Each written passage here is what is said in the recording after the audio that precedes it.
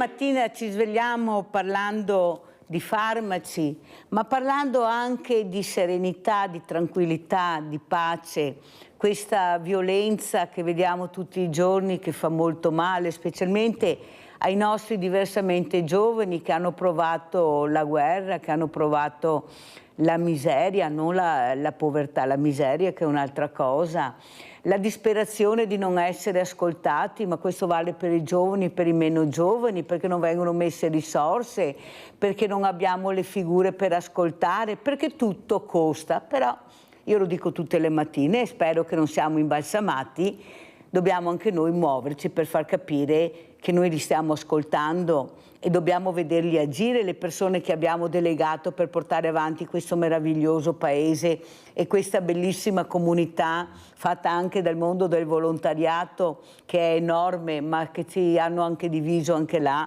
Quando entra la politica divide tutto. Ne parleremo questa mattina e ringrazio con Don Matteo Zorzanello, direttore ufficio pastorale. Buongiorno Don Matteo, grazie di essere qui, veramente grazie.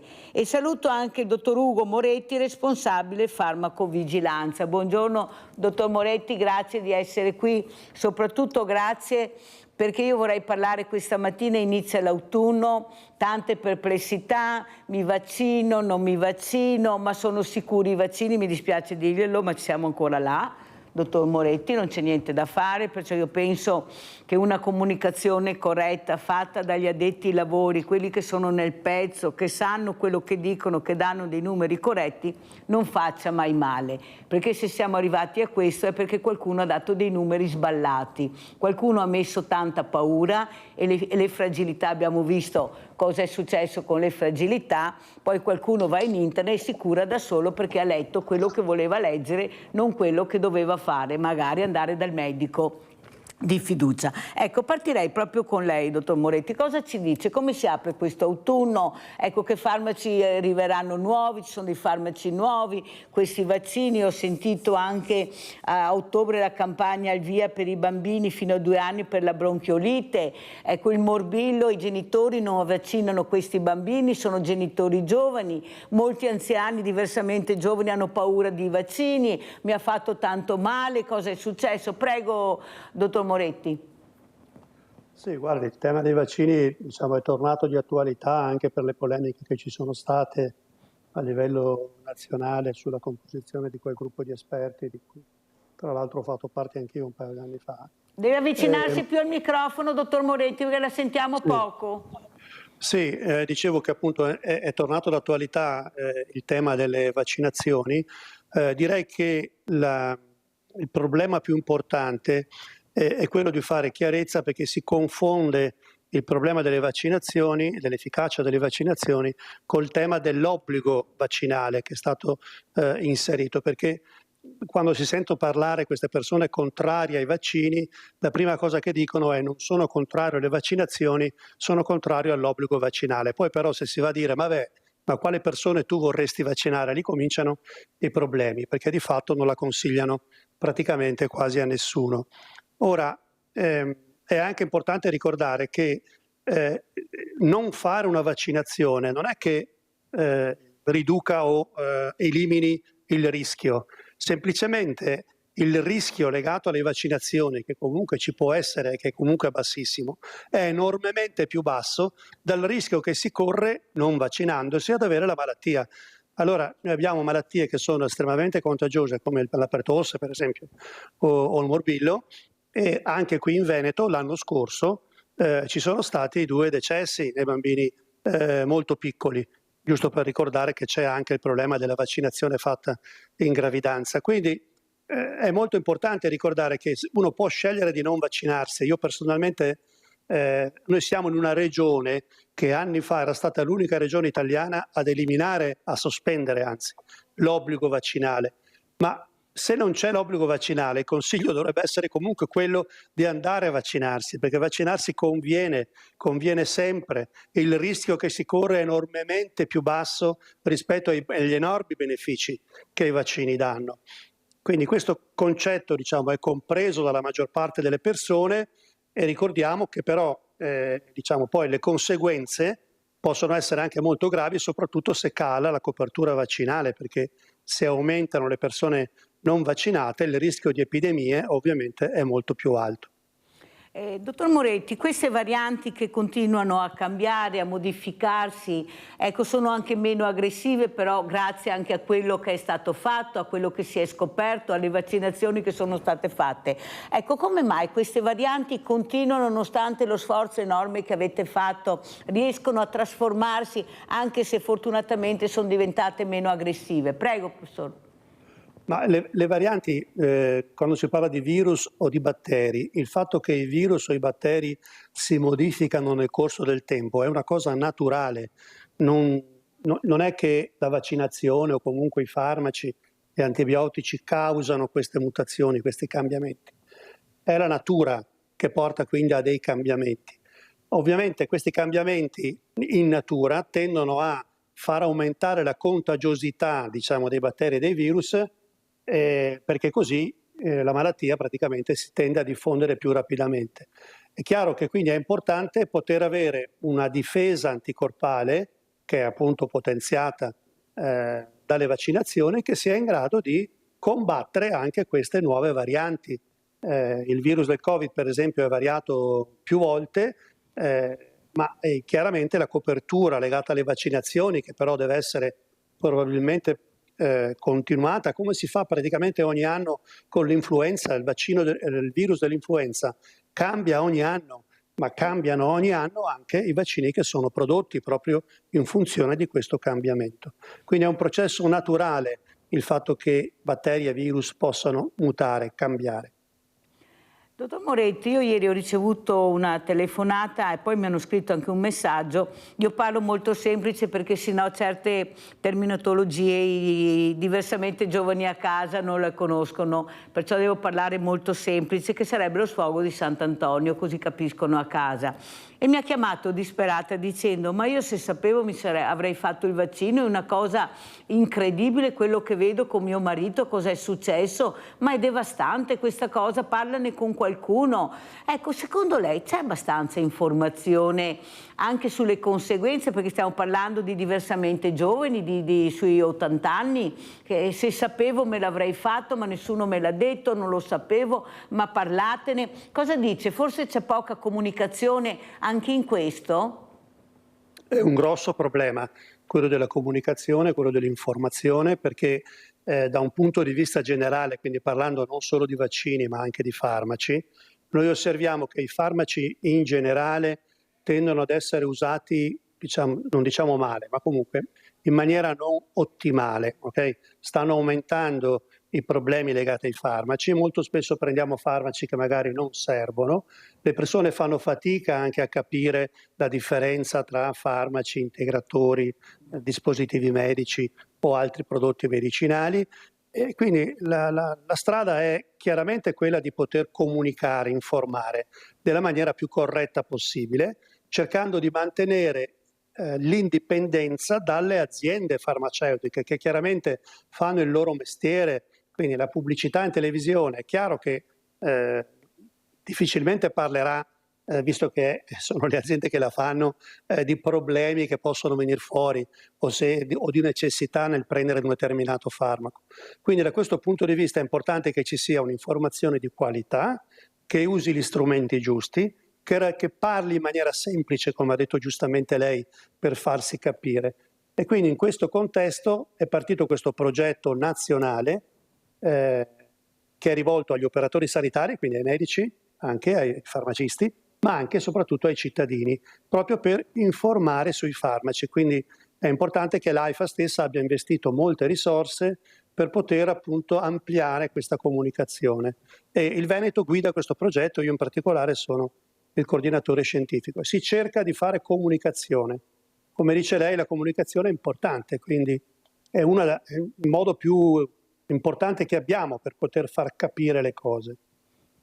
Dottor Moretti, io ho avuto più volte ospite il professor Silvio Garattini, ecco, che secondo me è l'uomo senza età, lo chiamo io, il quale dice: si prendono troppi antibiotici e gli integratori proprio non ci sto, ma se voi ci credete prendeteli, però per me quello che penso io è acqua fresca. Ecco, non risolvete il problema, ma se ci credete, giustamente, nessuno vieta di prenderli.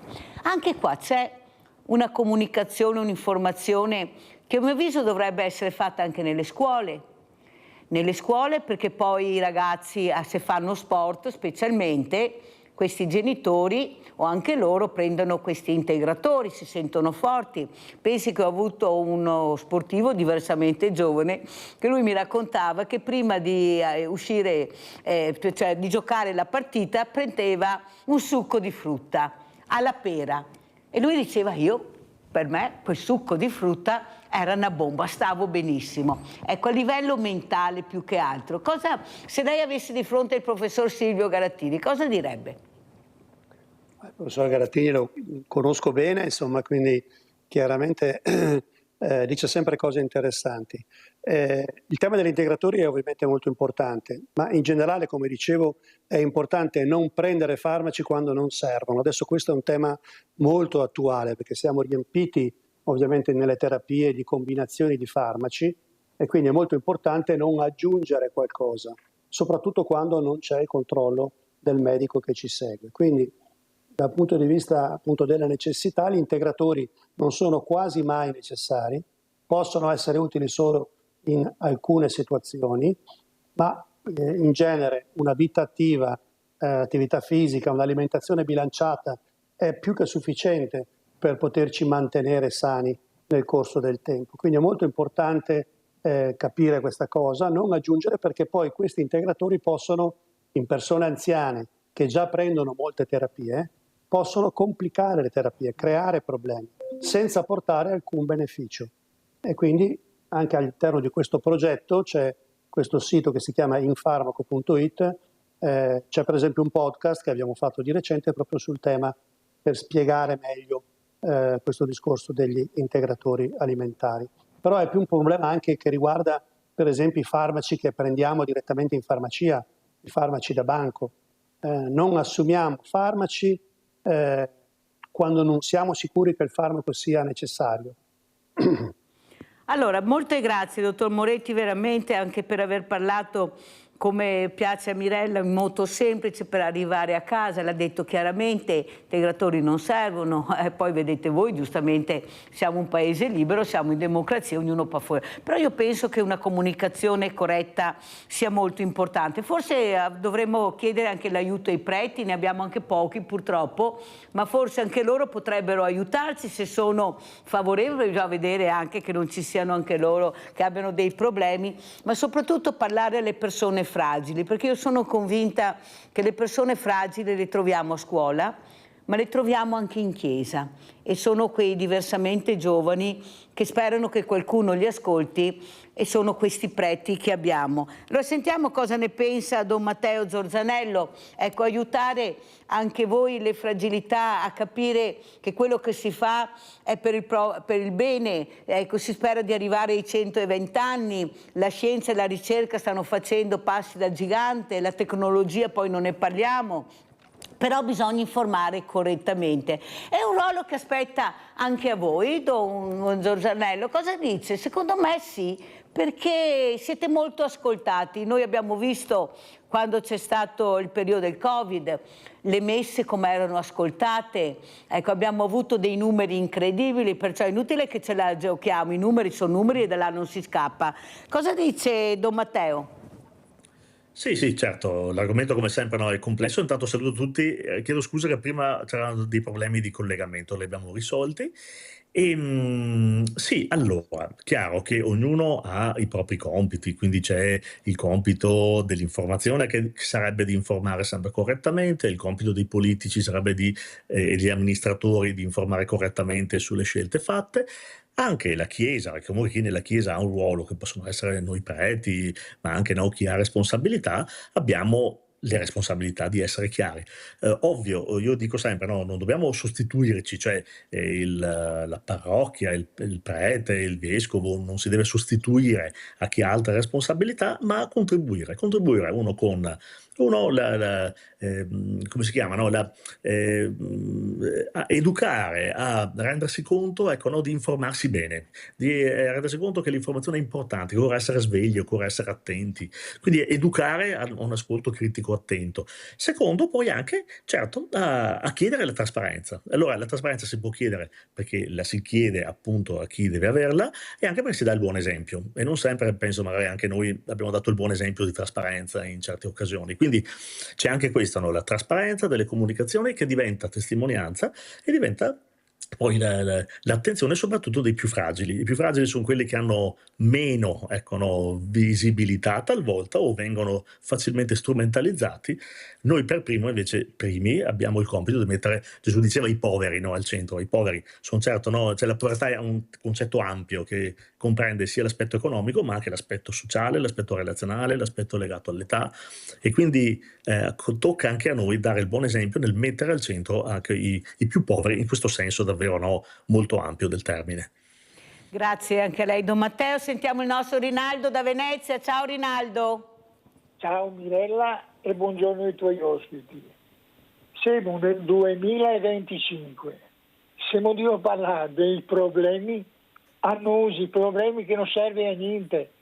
Chi che non vuole farsi il vaccino passa de manco, però quando chi ha male, se ti fa male perché non ti ha fatto il vaccino, non ti curemo, ti teranghi, ti va a standard, ti non sparia. Ma cosa siamo di parlare?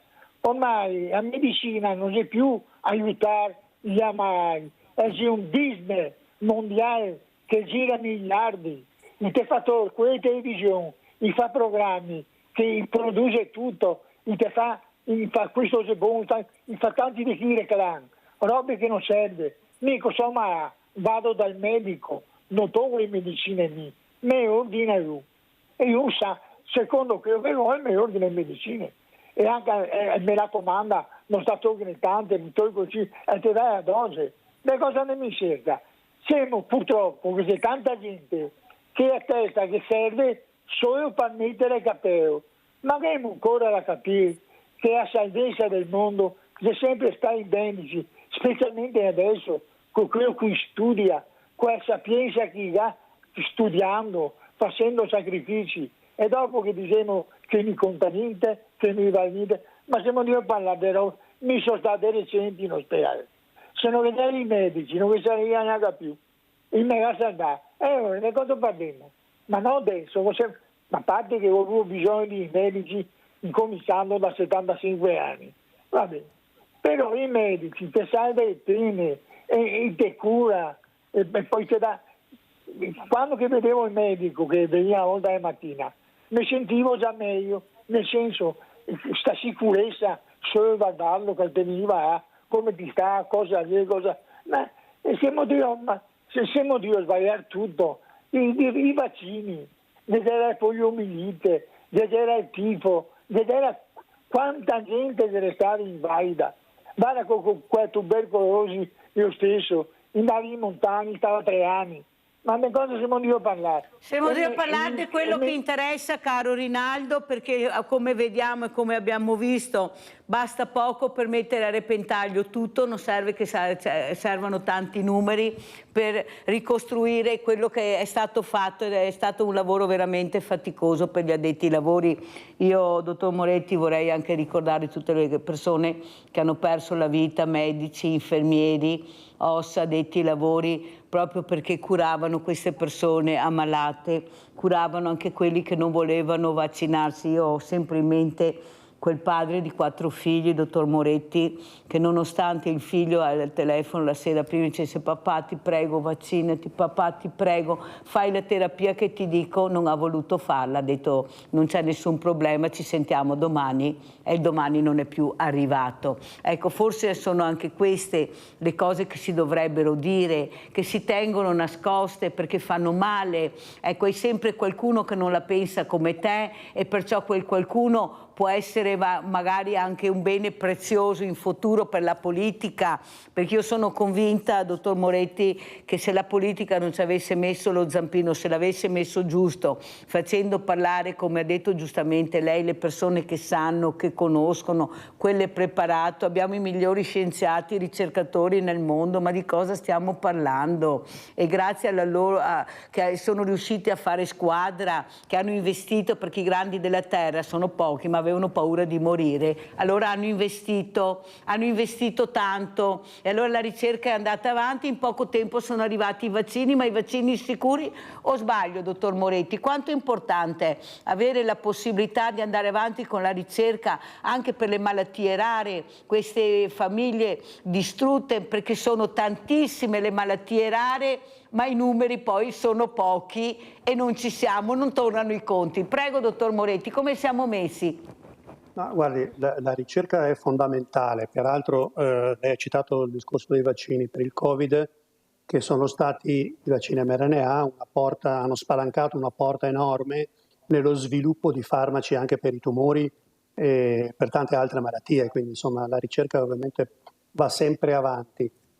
Va però ricordato una cosa rispetto anche a quello che diceva l'ascoltatore, che differenzia il tema dei vaccini da quello dei farmaci, cioè quando io prendo un farmaco ovviamente ho un beneficio io ed solo io in sostanza, ma con i vaccini c'è anche il problema di poter ridurre o impedire l'allargamento del batterio, del virus, e quindi proteggere anche quelle persone che non possono vaccinarsi perché magari non hanno il sistema immunitario che funziona o per altri tipi di problemi.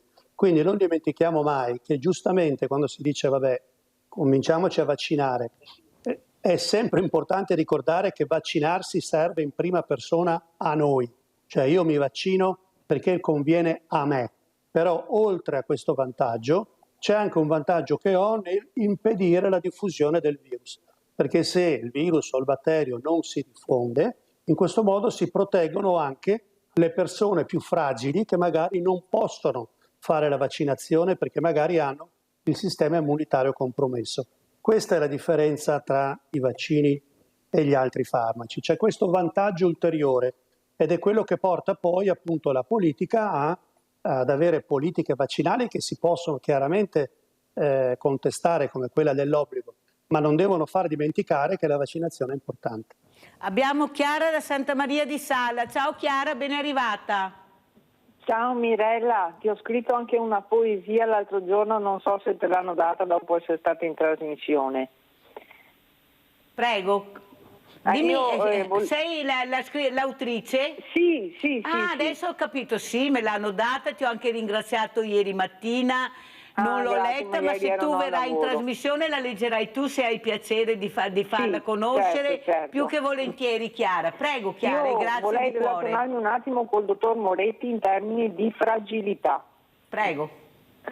Allora, trovo una doppia fragilità, una tipo che mi può riguardare come tante altre persone, che è quella che riguarda quando le persone prendono degli immunosoppressori. Io in questo caso sto prendendo il metotrexate, e l'idea del vaccino, quella del Covid, come tante altre cose, mi dicono è comunque utile vaccinarsi.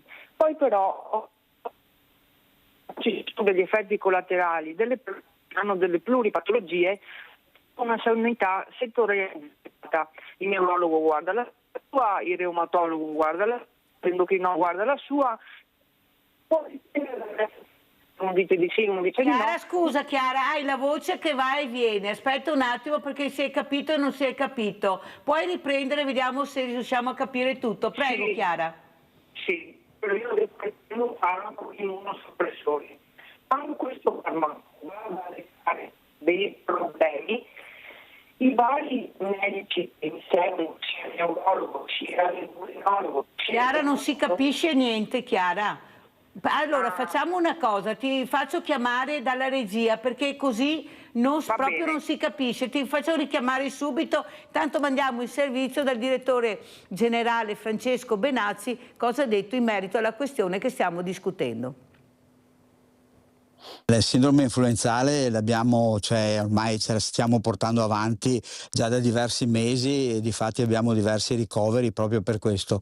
Abbiamo un'implementazione dei ricoveri per Covid in persone anziane e quindi tutto fa pensare che effettivamente questa variante nuova del Covid possa portare qualche problemino alle persone anziane e alle persone fragili.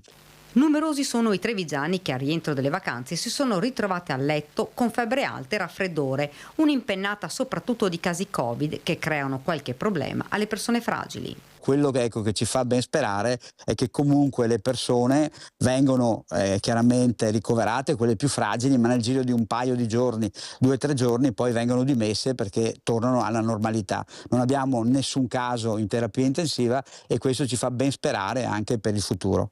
A breve, spiega il direttore generale, ci sarà la disponibilità di vaccinare per questa nuova variante tutte le persone fragili, mentre fra qualche giorno scatterà anche la campagna vaccinazioni per l'influenza.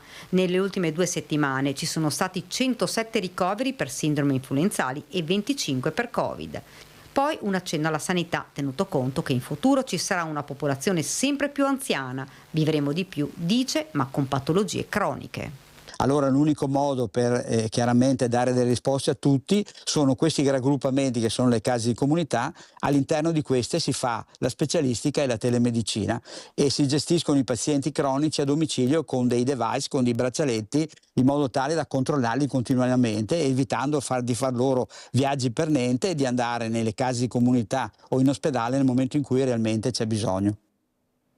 Abbiamo sentito il dottor Francesco Benazzi, direttore generale dell'US2 Treviso e non solo, ha avuto anche altri incarichi molto importanti allo IOV di Castelfranco. Vediamo se abbiamo Chiara e poi commentiamo col dottor Moretti il servizio. Chiara?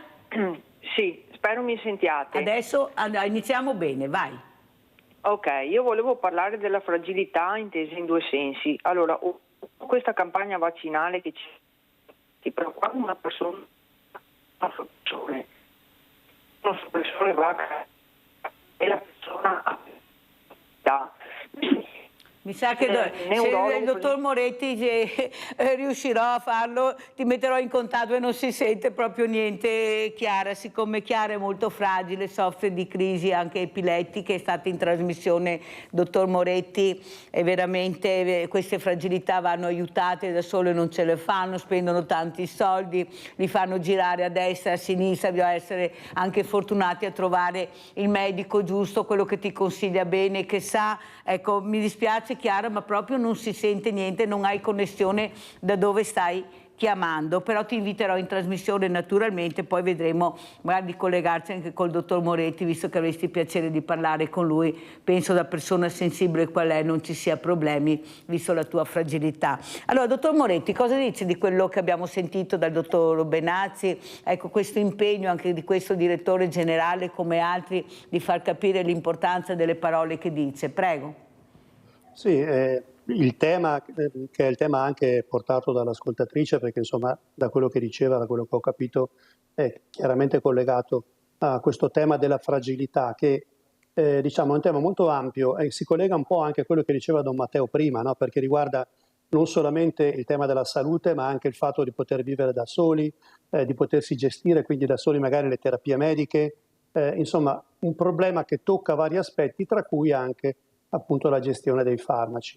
E chiaramente ci sono persone che sono in politerapia, che prendono quindi tanti medicinali. E va ricordato che sono soprattutto queste persone però per le quali la vaccinazione per esempio è importante, perché è chiaro che insomma se l'influenza la prende una persona sana, il rischio che si corre è minore rispetto al fatto che si ammali una persona che ha tante patologie. Quindi è chiaro che nel momento in cui si fa il vaccino, le persone che fanno la vaccinazione valutano i medicinali che la gente sta prendendo, ma sono pochissime le situazioni nelle quali la vaccinazione è controindicata, mentre invece c'è questa paura che hanno, soprattutto le persone fragili, hanno della vaccinazione. Allora è importante ricordare che non vaccinarsi non vuol dire non correre rischi, vuol dire correre rischi ancora più alti rispetto a fare la vaccinazione, perché in quel caso la vaccinazione è ancora più importante e i vaccini sono farmaci che interagiscono molto di rado con le terapie. Sono pochissime le persone che non possono fare la vaccinazione. Dottor Moretti, un'ultima cosa prima di andare in pubblicità, poi riprenderemo con Don Matteo Zorzanello. Qual è il periodo che si consiglia di più di fare questo vaccino anti-influenzale e poi anche altri se servono? Perché adesso qualcuno dice è troppo caldo, sta arrivando il caldo, è meglio farlo più avanti. Anche qua ci vorrebbe un'informazione corretta. Va bene farlo adesso, va bene farlo più avanti? Cioè io penso che non ci siamo proprio, mi scusi dottor Moretti, ma su quello che serve, visto che le televisioni, specialmente poi la nostra, arriva in tantissime case ed è un programma, e i nostri programmi sono veramente molto ascoltati, bisogna iniziare anche, come dice qualcuno quando telefono, di chiarezza e trasparenza, perché quando me lo faccio il vaccino, ecco, un medico dice una cosa, un medico di famiglia ne dice un'altra, lei invece che sa di cosa si parla, visto che studia e fa questo lavoro. Cosa consiglia? Perché ai fragili, ma chi è fragile? Cioè bisogna anche capire quando ma i fragili, ma chi è fragile? Cioè io sono fragile perché ho un'età, io sono fragile perché ho determinate... Cioè hanno fatto tutto un miscuglio e alla fine dice ma chi è il fragile che si deve vaccinare prima e quello che si deve vaccinare dopo? Prego, dottor Moretti. Allora, il tema di quando fare una vaccinazione, se una persona la vuole fare, è molto importante. Per esempio, nei bambini, per la paura dei problemi legati ai vaccini, ci sono genitori che ritardano la vaccinazione. E questo di per sé è già un problema, perché ovviamente ritardando la vaccinazione espongo, come dicevo prima, comunque il bambino piccolo ad una malattia che chiaramente sarà più pericolosa rispetto al rischio della vaccinazione. Quindi, per tornare al problema dell'influenza, l'influenza ha un picco stagionale che avviene intorno a gennaio-febbraio. La vaccinazione va fatta prima, chiaramente, per poter dare tempo al sistema immunitario di poter attrezzarsi, cioè di poter aumentare le difese. Quindi si può iniziare a farla quando comincia la campagna vaccinale ad ottobre, dopo è chiaro che piuttosto di non farla, va bene anche farla magari in periodi ritardati, anche quando arriva dicembre, però se si fa prima è meglio, perché praticamente si è protetti anche prima di quando arriva il picco influenzale che di solito arriva a gennaio. Per cui è importante seguire i consigli che vengono dati, come dice lei è molto importante fare comunicazione, quindi la sua trasmissione come altre che danno queste informazioni sono molto importanti e soprattutto fidarsi di quelli che sono i consigli che vengono dati. Insomma. Ecco, mi fa molto piacere anche perché lei non ha distinto tra fragilità e fragilità. Ha detto questi sono i periodi, decidete voi, però sono questi i periodi per vaccinarsi per tutti, fragili, non fragili. Il picco arriva a gennaio, perciò a ottobre, a novembre sarebbe il caso di vaccinarsi per far avere l'effetto desiderato. Pubblicità.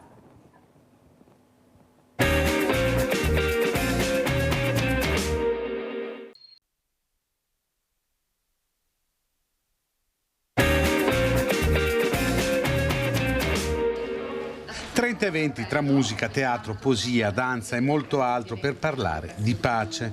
Sono più di 10 le associazioni padovane che hanno organizzato Padova Ponti di Pace dal 4 settembre all'11 ottobre per riflettere sulla pace in un periodo in cui sembra sempre meno praticata. Hanno proposto mesi fa questa iniziativa che si dipana in 30 eventi costruiti accanto ai ponti e in altri luoghi della città che vengono assunti quali scenari per una narrazione con linguaggi diversi di ciò che è sotteso all'idea stessa di pace e alla cultura della pace, quindi la performance, teatro, musica, opere d'arte. I ponti padovani diventano quindi una metafora di pace, luoghi di riflessione ed ascolto per dialogare con l'altro in un confronto continuo. All'inizio dovevano essere solo 7 serate, come i ponti di Padova che abbiamo scelto per tenere queste iniziative. Poi un po' alla volta si è allargata la rete di collaborazioni, di adesioni e quindi alla fine è diventato questo mese e 10 giorni di città come palcoscenico che accoglie proposte, parole, musiche, danze per affermare il valore universale della pace. Allora, Don Matteo Zorzanello, cosa sta succedendo dal vostro punto di vista in queste menti, a mio avviso, malate, di questi potenti che, nonostante stiamo spiegando l'importanza della ricerca, della scienza, di salvare le vite, poi qualcuno schiaccia un bottone, partono i missili, partono le bombe, cadono ospedali, si distrugge tutto, naturalmente vite umane che non c'entrano niente con le guerre, tanto loro sono al sicuro, non sono di sicuro là, sono da tutta un'altra parte e muoiono tante persone. Ma è possibile che la storia non abbia insegnato niente e non insegnerà niente, secondo me, anche per il futuro, visto dove stiamo andando? Io ho avuto un economista, il professor Bressa, che ha detto: guardi Mirella, che è inutile, non ci sono più i valori, c'è solo il business, il dio denaro, l'arricchimento, i valori li lascia perdere, non li hanno più, non gliene frega più di questi. Eppure io sono convinta che grazie anche ai giovani, specialmente i giovani, quelli che ci sono, che sono i ragazzi bravi, che si comportano bene tutti i giorni, che studiano, che cercano di trovare un percorso anche di pace. Abbiamo visto chi è partito sulle navi, non sono partiti diversamente giovani, sono tutti giovani che sono partiti. Li vediamo nel mondo del volontariato, nei posti più estremi del mondo, eppure si fa ancora fatica a capire, a far capire a queste pochissime persone che dominano il mondo che non c'è solo il dio denaro. Ecco, è questo che forse tutti quanti dobbiamo cercare di fare squadra, perché ormai sta investendo tutti questi, i messaggi che arrivano a questi ragazzi è una cosa devastante, a mio avviso. Si può far tutto, si può avere tutto. Io ero in spiaggia in agosto, Don Matteo, c'era un gruppo di ragazzine 14, non arrivavano a 16 anni, è passato uno yacht splendido e ho sentito che una ha detto: vedi, io a 20-25 anni sarò su uno di quelli.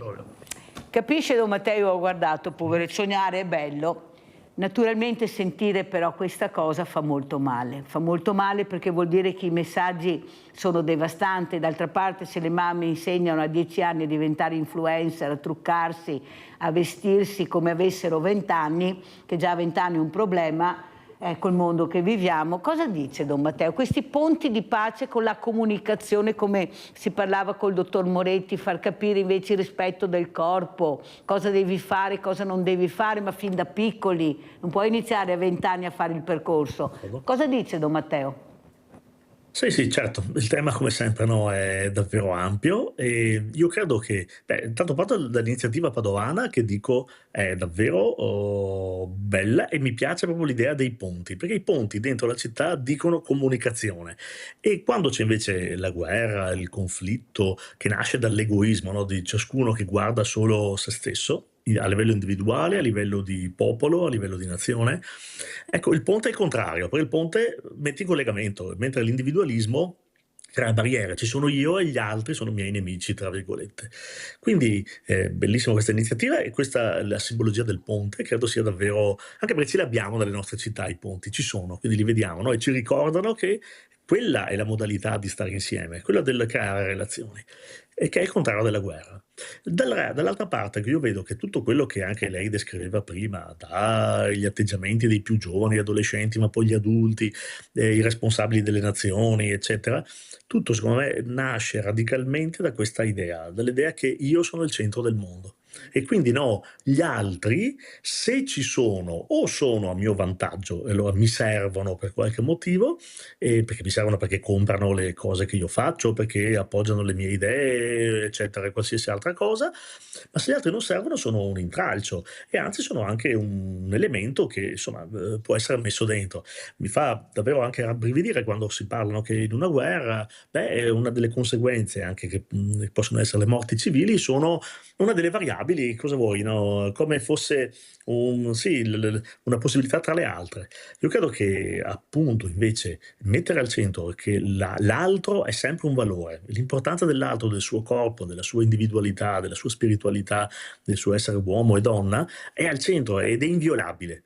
Se non c'è questo, ogni cosa diventa legittima, diventa legittimo quindi appunto sfruttare l'altro, diventa legittimo creare vittime, diventa legittima la guerra, diventa legittimo il pensare che l'obiettivo della mia vita sia salire su uno yacht. Ecco, è come questo fosse, no, il massimo che la vita ti può concedere. Quindi ecco, io credo che sia questo, vuol mettere al centro che l'uomo è un valore in sé, io non posso sfruttare l'altro come un oggetto da nessun punto di vista. Abbiamo Giulia da Venezia, vai Giulia cara. Sì Mirella, ciao. Buongiorno a tutti e anche agli ospiti che hai là, i cari ospiti. Allora Mirella, io volevo dire che non si sente una parola da parte di chi ci governa, che mi vergogno tanto di essere governata da queste persone, a riguardo, ma lo Stato di Palestina, Mirella, ma la Palestina deve avere anche lei il suo territorio, il suo Stato. Perché no? Perché se lo facciamo adesso, facciamo un regalo ad Hamas, ma cosa aspettano che vengano uccisi tutti? Perché Mirella, un conto avere due eserciti che si confrontano, un conto è che queste povere persone stanno scappando, gli sparano. Ma è una cosa, ma io non so, io penso anche alla sera quando sono a letto, ma nessuno può fermare quell'assassino criminale là. Ma guarda che stiamo assistendo, veramente hai detto tu che abbiamo dei bravi giovani, sono i giovani che scompigliano anche nelle università, Mirella, sono andati con le navi, ma guarda che Mirella che i giovani scriveranno la storia di questa catastrofe qua, perché questo è proprio un genocidio e non sentiamo niente da parte del nostro governo, solo parole al vento. Mirella, io veramente non so più cosa pensare, perché è inutile che portino qua, per carità, sono sempre, ma vedere quelle creature, Mirella, in quello stato, anche se stanno scappando tutte ferite, e poi cosa vuoi che possiamo recuperare di quei bambini là che sono terrorizzati dalle bombe? Quelli là avranno una vita, non oso pensare, Mirella, io Mirella veramente sono terrorizzata che nessuno al mondo possa fermare un personaggio. Visto che quando ce n'è uno che fa del bene, quello che faceva del bene là in Africa, che l'hanno ucciso, ma è possibile che questi qua non si possano uccidere? Mirella, io ti ringrazio dello spazio che mi dai, Mirella, perché veramente speriamo che ci pensi il Padre Eterno a castigare quell'assassino là, perché veramente non ne possiamo più. Ti ringrazio, Mirella. Saluto tutti i tuoi ospiti e vi auguro una buona giornata a tutti e grazie Mirella. Grazie a te cara Giulia, vedi cara Giulia, non è solo uno, c'è una squadra purtroppo che permette questo, non è una persona, perché hanno già deciso cosa verrà fatto là, dove vogliono arrivare, cosa vogliono portare. Io mi domando, Don Matteo, se c'è ancora la Palestina, perché ci fanno vedere queste immagini, io mi domando, ma c'è ancora la Palestina oppure sono solo macerie e gente, quella poca che è rimasta, che sta fuggendo? Perché ormai stanno arrivando, non c'è niente da fare. Ma io penso anche una cosa, Don Matteo, con l'intelligenza artificiale, provare a mettere i loro figli con intelligenza artificiale pieni di sangue, avvolti in questi lenzuoli bianchi, a vedere se riusciamo a smuovere queste coscienze, perché hanno figli queste persone, hanno nipoti, sono padri, nonni, zii, fratelli. Possibile che il business riesca a superare proprio quello che è il senso dell'umanità, l'etica della mia persona, del mio modo di fare, di agire? È possibile che queste menti vivano solo di soldi, di business, non mi interessa come, ma devo arricchirmi sempre di più, perché stavano benissimo anche prima, cioè non è che a loro mancava qualcosa, eppure si stanno riunendo per diventare sempre più potenti. Secondo me vogliono farsi anche un bel boccone dell'Europa, tanto qual è il problema? Un bel bocconcino. Tutto sommato non siamo neanche così forti, basta vedere come siamo presi. Cosa dice? Fare un bel ponte invece con l'intelligenza artificiale e dire guarda i tuoi figli come sono ridotti? Cosa dice Don Matteo? Però bisognerà, come dice Giulia, fare qualcosa, cioè siamo nel silenzio assoluto, non dell'Italia, di tutti io parlo, di tutti. Prego. Sì, certo, anche qua è sempre no. Allora, esagero un po', dico, basterebbe che ciascuno provasse a mettersi nei panni degli altri, che era una cosa che una volta si diceva, no, sempre molto, mettiti nei panni degli altri, prova a immaginare ad essere dalla parte degli altri e quindi, io parlo anche da prete, Gesù diceva, no, non fare agli altri ciò che non vorresti fosse fatto a te. Sarebbe così semplice, che è una questione, no, dove ciascuno può semplicemente, no, immaginarsi e questo diventare la regola delle relazioni. Non lo facciamo e io sono convinto che nemmeno, anzi se usassi un'immagine shock come questo genere avrebbe detto ecco, immagine violenta, verresti no, attaccato, diventerebbe il motivo per giustificare ancora di più le violenze da parte di chi le fa. C'è proprio da recuperare la semplicità della relazione umana. Mettiti nei panni degli altri, cosa faresti tu al posto di quella persona lì? E poi dopo decidi. È una cosa che sembra no, talmente banale e semplice che invece è ciò che manca. E quindi tutto ciò che potrebbe servire, io credo, è questo, no, del immaginarsi il futuro, immaginarsi, ecco, ad esempio i più giovani riescono a fare questa cosa perché loro sanno che di fronte hanno no, tutta la loro vita e si provano a immaginare no, nel proprio futuro e dicono ma che futuro possiamo avere se queste sono le scelte. Talvolta il rischio invece di noi adulti che dovremmo essere più saggi, aver no, maturato la saggezza di un'età, di una vita intera, non riusciamo a fare questo passaggio, pensiamo solo a noi stessi e solo al presente. E quindi anche no, queste modalità verrebbero lette appunto come fai violenza nei miei confronti, ecco, no, sei tu il violento, non io. Che cosa che vediamo anche no, nei dibattiti o nei giornali anche no, in questi giorni, senza entrare ovviamente nei dettagli di ogni esperienza. Però io credo sì, questo va continuamente detto, mettersi nei panni degli altri è la condizione base per creare quei ponti, altrimenti staremo solo a commentare massacri su massacri. Oggi c'è questo che è drammatico, ieri ce n'è stato l'altro e domani ce ne sarà un altro ancora, è una spirale senza fine e questa spirale va spezzata e penso davvero sì che ciò che provare a provocare l'altro sempre dire ma prova a metterti nei panni degli altri e poi dopo di conseguenza decidi ciò che è meglio. Grazie veramente, grazie a Don Matteo Zorzanello, direttore ufficio pastorale di Vicenza, di essere stato con noi.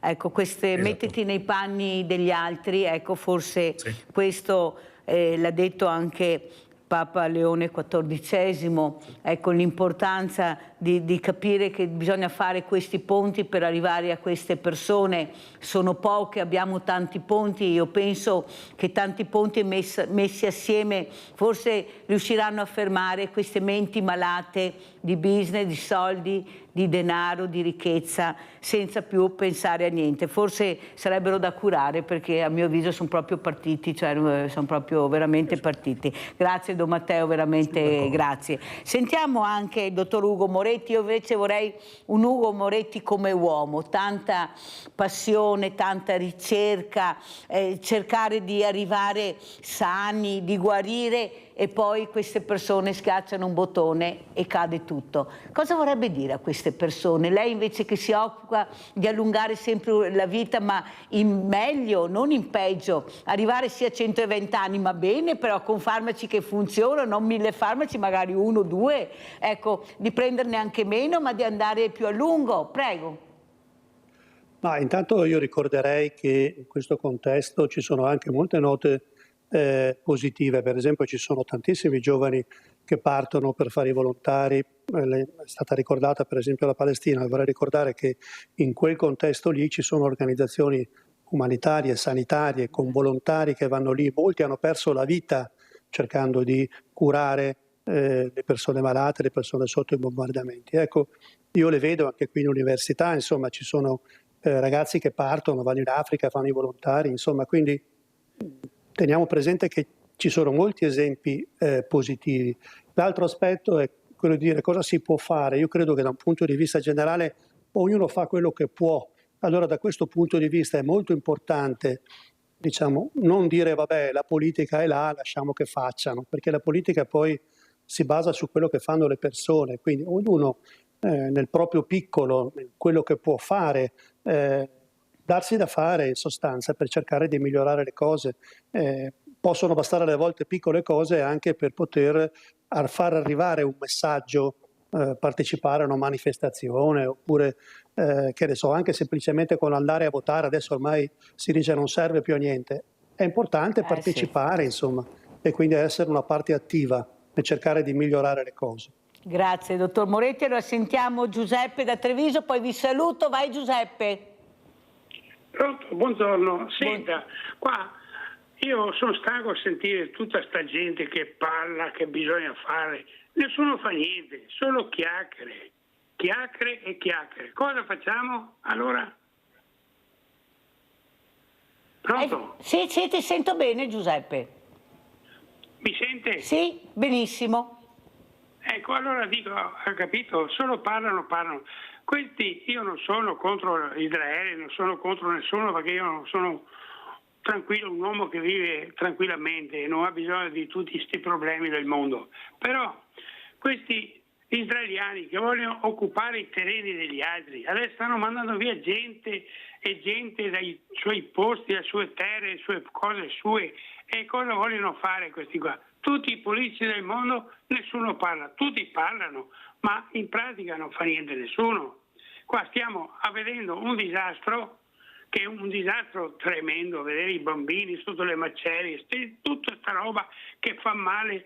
Io le dico, quando vedo, tante volte chiudo anche la televisione perché mi dà fastidio vedere tutta questa roba. I camion, migliaia di camion con merce da mangiare, viveri, e si rovinano, sta là, e questi qua non vogliono che danno da mangiare, muore da fame la gente. Allora cosa facciamo?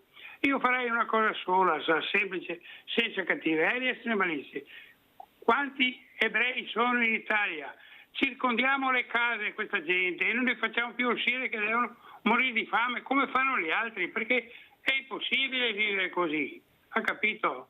La saluto, buongiorno. Allora abbiamo sentito Giuseppe, sentite che l'esasperazione sta salendo sempre di più, violenza crea violenza, anche verbale, capite bene come siamo messi, la gente non ne può più di queste immagini terribili, siamo nel 2025, vediamo le donne che fanno i giretti nello spazio perché sono fidanzate o mogli o sono straricche, non sanno più come spendere i soldi, si fanno i giretti nello spazio, e poi abbiamo una grande popolazione, molte guerre, perché non ce ne sono solo due, come dice Papa Leone XIV, sono tante guerre e noi non sappiamo neanche anche in questo momento quanti morti ci sono che non hanno fatto niente, sono nati nel posto sbagliato, nel momento sbagliato. Questa è la tragedia. Poi si arrivano nei paesi più ricchi, no, il diverso no, no, per carità che stiano a casa loro, no, noi non li vogliamo mica, non abbiamo più gente che lavora, non abbiamo più niente, però bisogna chiuderci, non aprirci, dobbiamo chiuderci. Il messaggio che arriva è questo,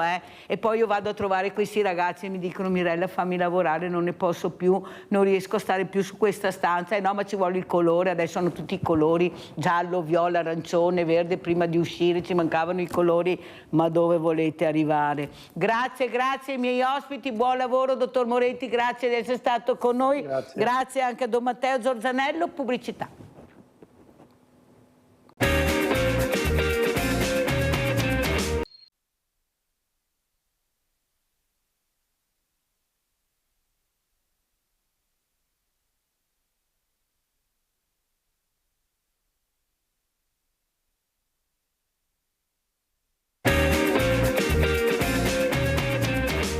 Guardate che immagine bellissima che abbiamo nella seconda parte di Giulia Tonetto, questa ragazza meravigliosa che ama il Giappone. Guardate con quale kimono si è presentata questa mattina. Giulia, sei bellissima, sei stupenda, Miss Giappone io la farei, Giulia, perché veramente una cosa bellissima. Siediti pure Giulia, così salutiamo anche Suor Francesca Fiorese della Diocesi Pastorale e Sociale Padovana. Buongiorno. Buongiorno. Suor Francesca, buongiorno. Ha visto che bella la nostra Giulia?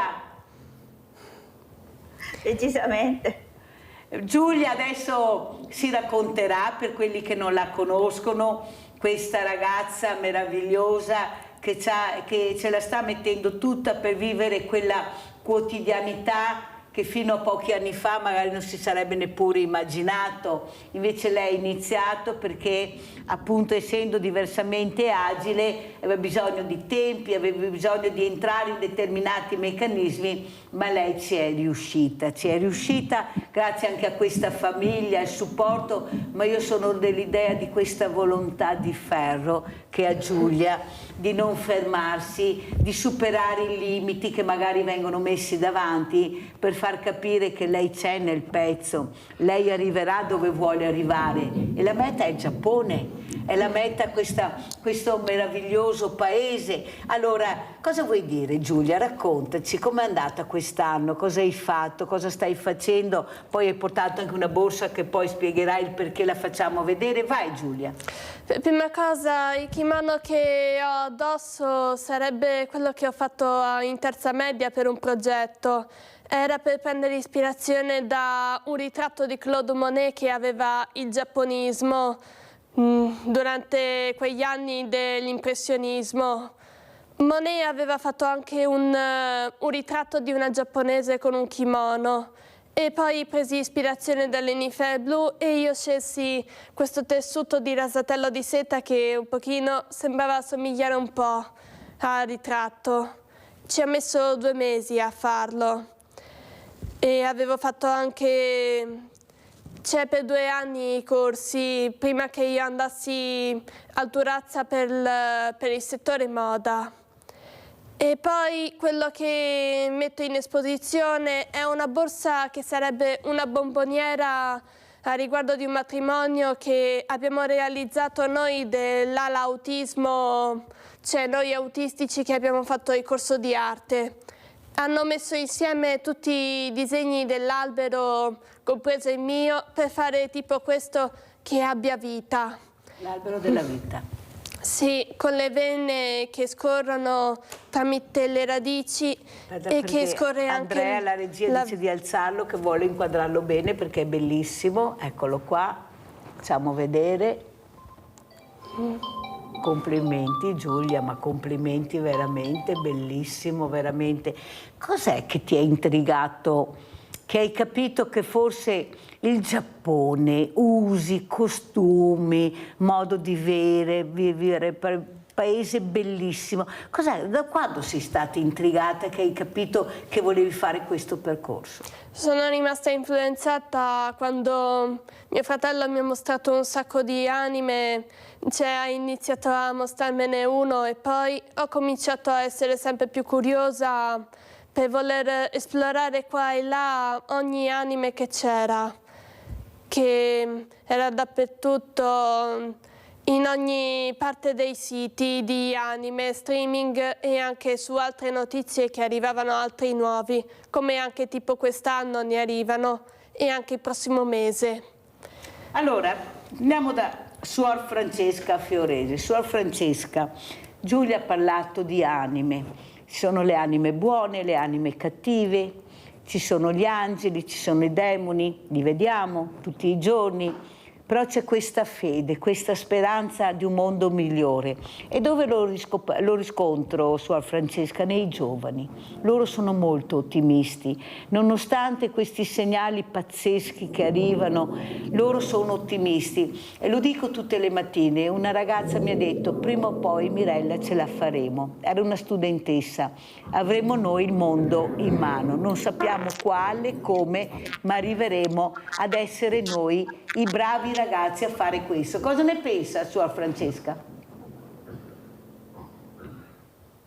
Sì, indubbiamente la giovinezza porta con sé un'energia che consente anche l'ottimismo, consente il poter vedere davanti a sé un orizzonte credo che sia piuttosto il nostro atteggiamento adulto a comprimere questo orizzonte, ma certamente nei giovani c'è la speranza anche di migliorare quello che è il loro presente, come è stato in tutte le generazioni. E ci sono infatti giovani impegnati in vari tipi di volontariato, anche questo è un segno, un volontariato che però deve essere concreto, reale, dove il bene può essere tangibile. Lo stesso ci sono percorsi professionali in cui affrontano tanti sacrifici, studenti che lavorano per mantenersi gli studi.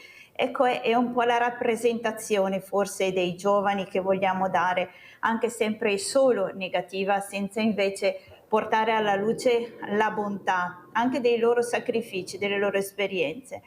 Io penso che per esempio un peso grande che i nostri, fin da bambini, portano i nostri giovani è il sostenere affettivamente questi adulti che a volte sono fragili e quindi poi c'è il ricorso magari a delle compensazioni.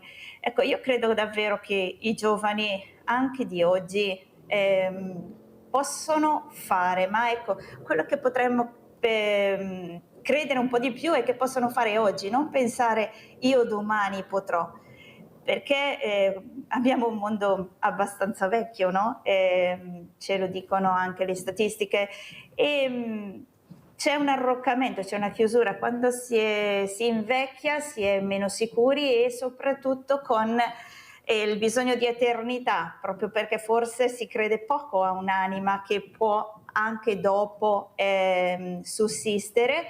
C'è questo tenere arroccati le nostre vite al presente e questo impedisce ai giovani di prendere la scena che devono prendere loro, con le nuove competenze su questo mondo, che richiede nuove conoscenze, che richiede anche un nuovo approccio, un'apertura, molto di più che non una volta, un'apertura culturale, una libertà anche interiore, che ha bisogno di giovinezza, ha bisogno di freschezza. Questo penso, la profezia sta nei giovani sicuramente, ma bisogna realizzarla oggi, non aspettare, perché insomma noi rimaniamo eterni qua su questa terra e questo è un problema. Io la ringrazio per quello che ha detto. Il problema è che bisogna andarli a prendere questi giovani. Già ne abbiamo pochi, dobbiamo adunarli tutti assieme come soprattutto faceva Papa Francesco, ma sta facendo Papa Leone XIV. Noi li vediamo, i giovani che non vediamo mai dove vanno, chi sono, cosa fanno. Ma forse anche noi dobbiamo fare la nostra parte. Allora, mentre vedo un giovane che si apre, Suor Francesca che è aperto al mondo, difficilmente vedono le diversità, loro non vivono le diversità. Vedo il meno giovane, il diversamente giovane invece che ha paura del colore della pelle, ha paura della persona che viene da un altro mondo, da molto lontano, ha molta paura. Eppure una volta non era così. Sono persone che hanno superato la guerra, perciò la morte l'hanno vista in faccia, molti, parlo di sopravvissuti addirittura. E invece abbiamo il diversamente giovane che ha paura della morte e abbiamo invece molti giovani che giocano con la morte. Ecco, rischiano la vita, lo sanno, non ci pensano perché c'è poco rispetto anche del proprio corpo. Ecco, questo è un ruolo che voi avete, voi preti, voi suore, era fondamentale, forse ne abbiamo troppo pochi perché basta sentire come parlate. Io ho sempre queste figure che ringrazio di venire a Sveglia Veneti per far capire l'importanza delle parole che dicono, sono loro che si confrontano con queste diversità sia giovani che meno giovani. Cosa vede lei, Suor Francesca, nei giovani? Ecco, qui abbiamo un esempio meraviglioso. Aspetti perché Giulia vuole dire qualcosa, vai Giulia. Ogni scelta che facciamo dipende da noi e anche dal nostro futuro, e compreso anche per i giovani. Non dovrebbero a volte prenderlo alla leggera, e anche noi abbiamo una sola vita, come tipo quando era al 3° anno uno ha avuto un incidente ed è morto, uno del 3° anno di acconciatura, si chiamava Angelo, anche se non lo conoscevo, ma la precedente direttrice, Laura Schiavon, ci aveva trasmesso che la vita non è un gioco. Ed è per questo che dicevo di non prendere alla leggera a volte la vita. I cambiamenti dipendono da noi, da tutti quanti che fanno una scelta. È questo che dovrebbero capire i giovani che sono venuti al mondo anche. E tu farai questo perché tu entrerai negli istituti scolastici, ecco, avrai anche un percorso nuovo da fare. Cosa farai, Giulia? Dipende di cosa voglio fare. La scelta spetta a me e poi lo farei sapere e anche sceglierei dove voler stare, come avere un posto dove appartenere. Sor Francesca, cosa dice quello che ho detto, quello che ha sentito da Giulia? Ecco, parlare a questi giovani, fargli capire che la vita è una cosa preziosissima, il corpo, il rispetto, l'etica. Prego, Sor Francesca. C'è un po' una sfida, no? Anche con la vita, fin dove posso arrivare. A volte sì, c'è anche un'inconsapevolezza in questo gioco estremo. Purtroppo alcune dinamiche sono indotte sì, anche da queste forme terribili di giochi. Ecco, la vita come un gioco può essere portata agli estremi come fosse un videogioco. Questo è terribile e accade, ma lo stesso succede anche appunto nelle relazioni. A volte c'è bisogno di affermare di esistere portando all'estremo l'esistenza. E succede a chi non si sente visto, succede a chi si sente messo da parte, succede a chi sente di non avere un interlocutore, succede a chi sente di non poter avere il potere di esistere realmente e pienamente.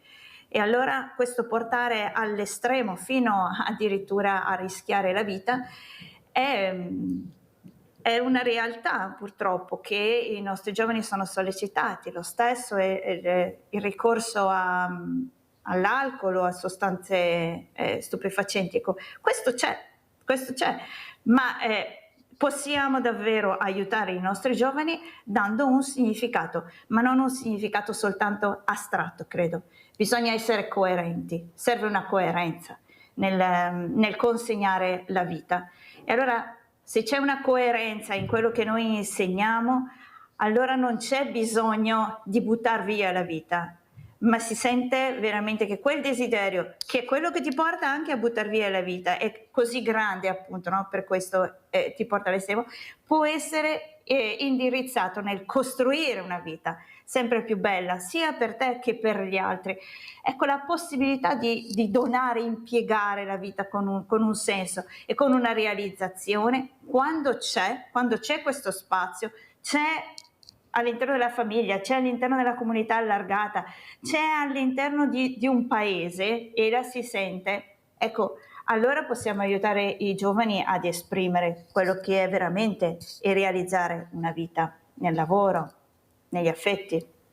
Suor Francesca, lei è giovane, quando è stata intrigata, diversamente giovane no di sicuro, Suor Francesca, ecco, stimolata a fare questo percorso. Cosa è successo? Ci racconti un po' la sua storia che vogliamo conoscere, perché sono esempi, sono stili di vita, modi di pensare, di aiutare, di cercare di capire i percorsi che voi fate. Prego. Io sono una suora operaia della Santa Casa di Nazareth, è una congregazione bresciana nata nel 1900. Questa congregazione si occupa dell'evangelizzazione del mondo del lavoro, detta così è grossa. Però insomma sostanzialmente nel 1900, come sapete, inizia la trasformazione dall'agricoltura all'impresa, prime filande. Questo parroco si preoccupa delle sue ragazze del paese che devono andare fuori e lavorare appunto in queste filande dove ritornano, che perdono un po' tutto proprio quello che dicevamo prima, perdono i valori, perdono anche la loro dignità. Quindi decide di aprire una filanda. La filanda diciamo è uguale alle altre, serve un'anima, un po' quello che dicevate prima, e lui la vede, ovvio, siamo nel 1900, in una presenza di consacrate. E però l'azienda, la fabbrica era il luogo del male. E quindi nessuna congregazione mette a disposizione delle suore. Ecco perché questo parroco si inventa le suore operaie, suore che stanno accanto ai lavoratori e lavorano con loro, scoprono il senso della vita e il Signore accanto a loro, proprio lavorando. Ecco, questa è la nostra funzione. Poi quelli che non sanno tanto lavorare li fanno fare i responsabili degli uffici diocesani, insomma. Ecco. Io ho un altro percorso, perché insomma mi sono fatta suora, non perché lo desiderassi, ma perché ho sentito davvero che poteva essere la strada per rispondere al mio bisogno di felicità e anche di giustizia. Questi due elementi sono stati sempre quelli che mi hanno guidato fin da piccola, però in realtà volevo fare la poliziotta.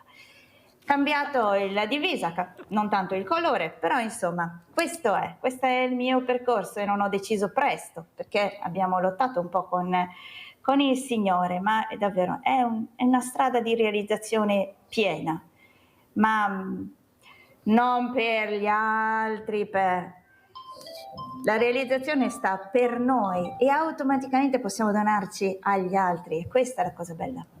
Guardi, Suor Francesca, io la ringrazio per come si è espressa e soprattutto per la determinazione di questa donna diventata suora, non perché lo volessi, ma perché sentivo che dentro di me avevo dei valori che mi portavano a questo.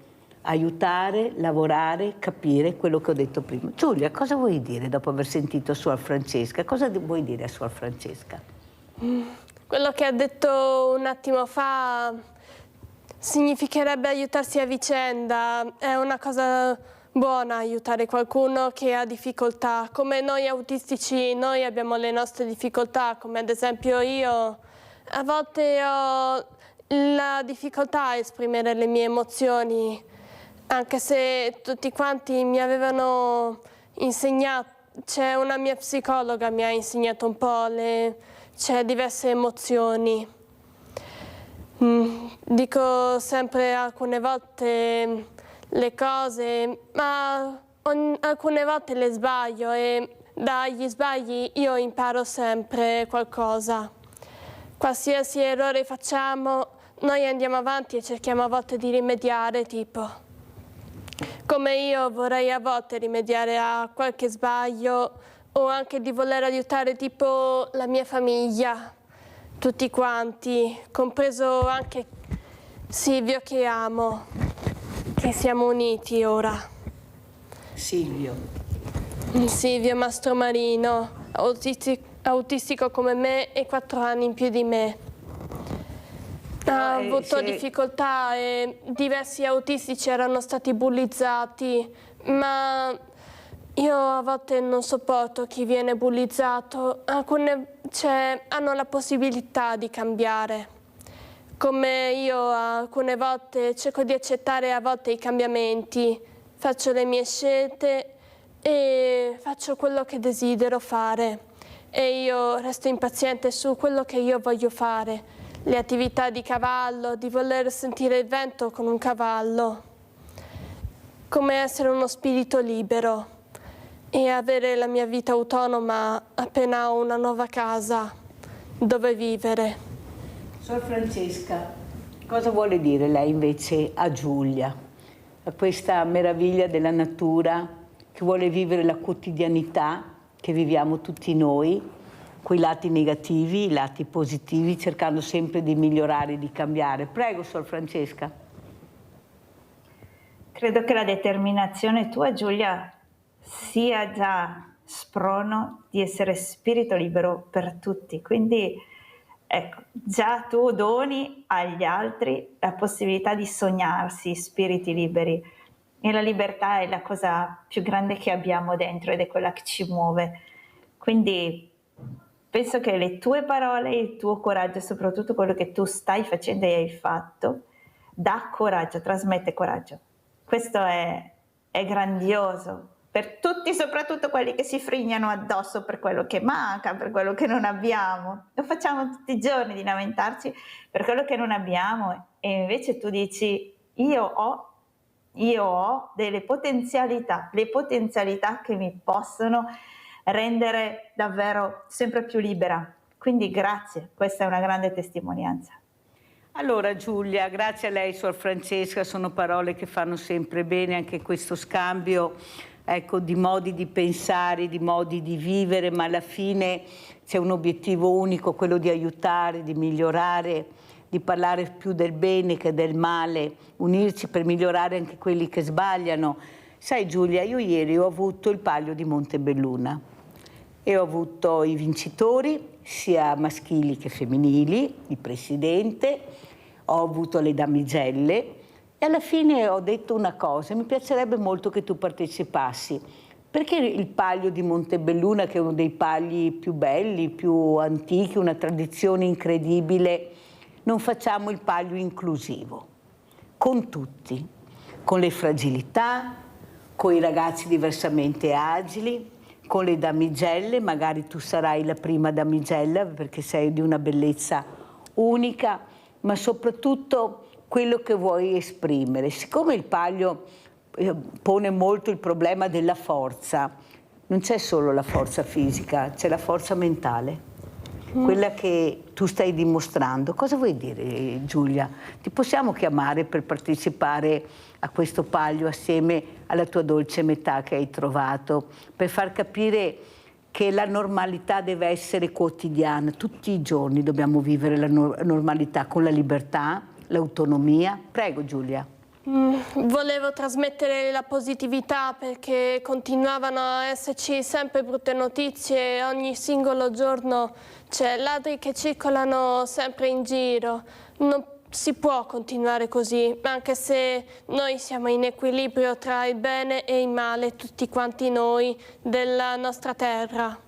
Ogni regione, ogni continente, Occidente, Oriente, eccetera, ogni posto ha i suoi problemi e anche ha i suoi lati negativi e positivi che mantengono a volte l'equilibrio, ma la bilancia sembra sbilanciarsi ora. Ed è per questo che volevo trasmettere proprio questa positività.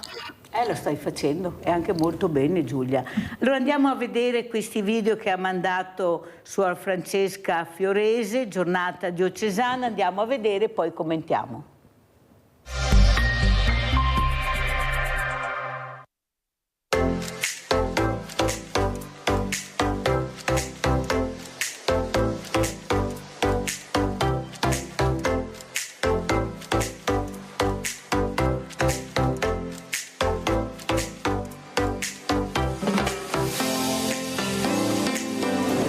La giornata diocesana del creato si colloca all'interno di un tempo importante per la nostra Chiesa, la Chiesa tutta, che è il tempo del creato, appunto. Inizia con la giornata del creato del 1° settembre e si conclude poi con la festa di San Francesco.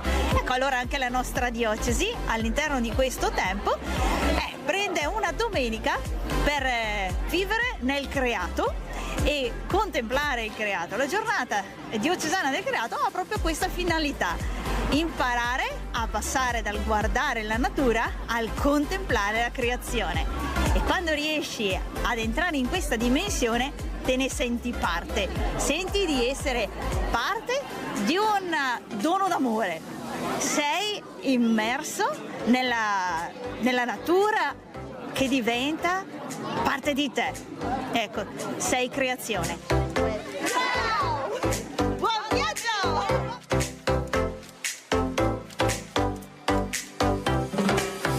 La giornata diocesana del creato è appunto promossa dalla diocesi di Padova, che ha la fortuna di avere un territorio molto sparso e così può fare la giornata del creato, come oggi, nel territorio bellunese di Alano, l'anno scorso nel territorio di Caltrano Vicentino e nelle edizioni precedenti sui Colli Euganei. Una giornata intera, sì, una giornata intera. Iniziamo il mattino con la partenza dei gruppi, scaglionate.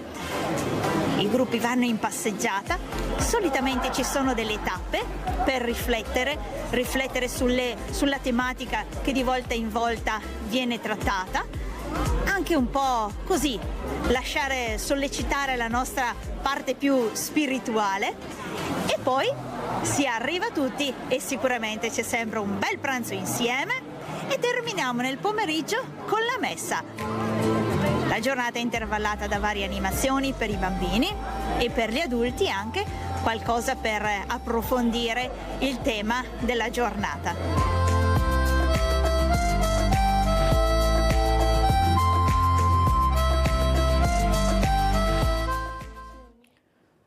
Allora Giulia, hai visto quanti ragazzi che abbiamo visto, giovani, qualche meno giovane, diversamente giovane, come piace chiamarle a Mirella, perché il corpo invecchia, anche la pelle, ma gli occhi no. Gli occhi no, la voglia di vivere, di essere presenti, di essere vivi.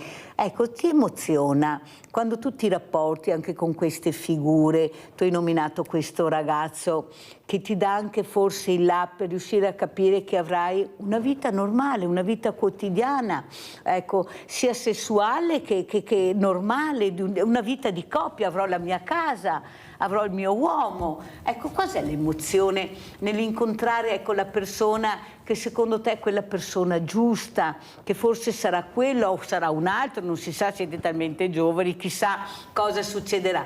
Però ecco, l'inizio, ecco, che l'innamoramento, che penso sia la cosa più bella che ci sia, il prima e poi viene il dopo, ma il prima. Cosa vuoi dire, Giulia? Passare tempo con lui mi ha fatto sempre sentire meglio, scacciando via i miei pensieri e anche passare il tempo con lui sulle cose che ci piacciono fare, avendo la nostra stessa passione sugli anime e le serie giapponesi da quando avevo 12 o 13 anni, ma non ci ho mai fatto caso quando ero piccola che avevo visto uno degli anni 80, tipo Dragon Ball Z, che tutti noi conosciamo e che purtroppo un autore che si chiama Akira Toriyama è morto l'anno scorso, colui che era il padre di Dragon Ball, che aveva sviluppato molti personaggi, compreso Goku, che era il protagonista.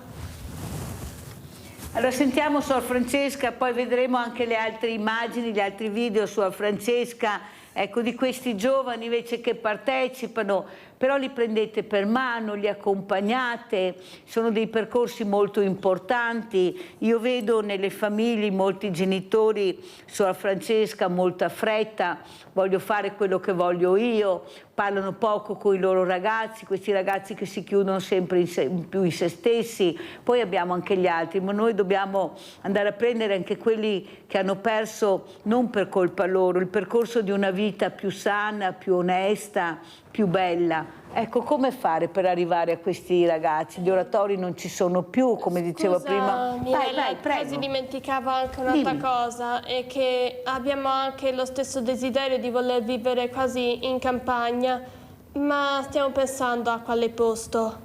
Ah, ecco, vivere in campagna in mezzo al verde, agli animali, alla natura. Anche se abbiamo qualche problemino ancora. Dobbiamo ancora imparare un po' a guidare per spostarci. Un po' alla volta. Tu hai fatto un passo alla volta e guarda dove sei arrivata, ne farete altri assieme, perciò sarà anche più facile perché l'unione fa la forza. Suor Francesca, prego. Allora, come fare per prendere questi ragazzi? Dove andiamo a prenderli? Eppure sono vicini, sono nelle scuole, nelle famiglie.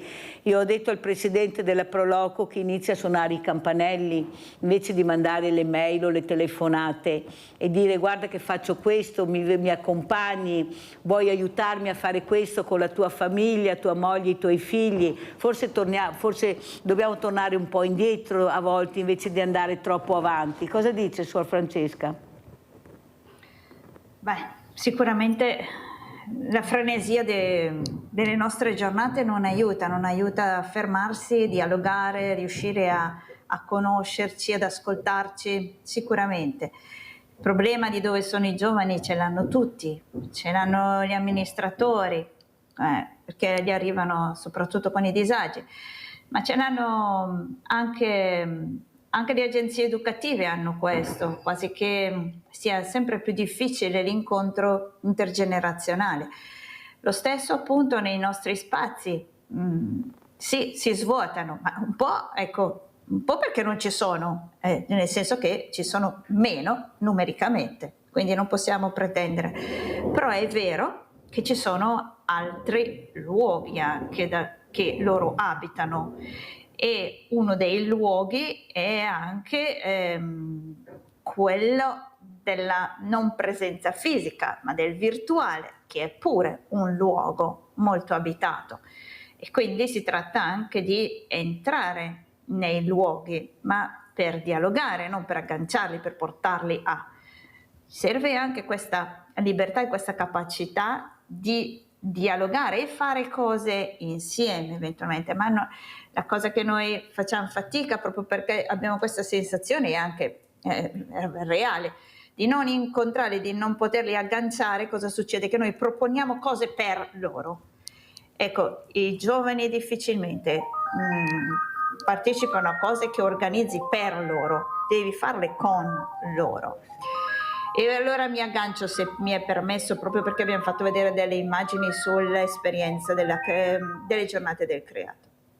Le giornate del creato hanno anche questa volontà, un po' come i cammini lenti, no? Ecco, un camminare lento, un recuperare una relazione con te stesso, che non la puoi fare nella frenesia, una relazione con la natura, con il creato, che non puoi farlo usando, perché a volte noi usiamo anche, noi qua a Padova abbiamo i colli, no? I ugani, usi i colli per fare trekking, no, stai con i colli, lascia che ti trasmettano la loro energia, la loro pace, stai in relazione con il creato per sentirti parte. E lo stesso, ecco, questo aiuta le relazioni anche con tutto quello che è il diverso. Prima si parlava di diversità, no? È logico che qualcosa che è diverso da me, non a caso noi creiamo anche le bolle comunicative, i comunicatori siete bravissimi, ecco, in modo che io non devo temere nulla, la pensano come me, fanno come me, mi ci ritrovo, mi identifico e si aiuta anche a trovare un'identità. Ma questo è terribile, perché l'identità si trova proprio incontrando la diversità, crescendo così. Ecco, allora queste giornate nella biodiversità e chiedendo che venga mantenuta la biodiversità aiutano anche per questi percorsi di dialogo poi tra noi e anche con i giovani. I giovani ce l'hanno insegnato molto, hanno una grande sensibilità alla creazione, hanno capito, hanno intuito che o la natura sta bene, perché se non sta bene il creato, nessuno può star bene. Quest'anno la giornata del creato la faremo in 2 diocesi, Vicenza e Padova, insieme alle risorgive del Bacchiglione.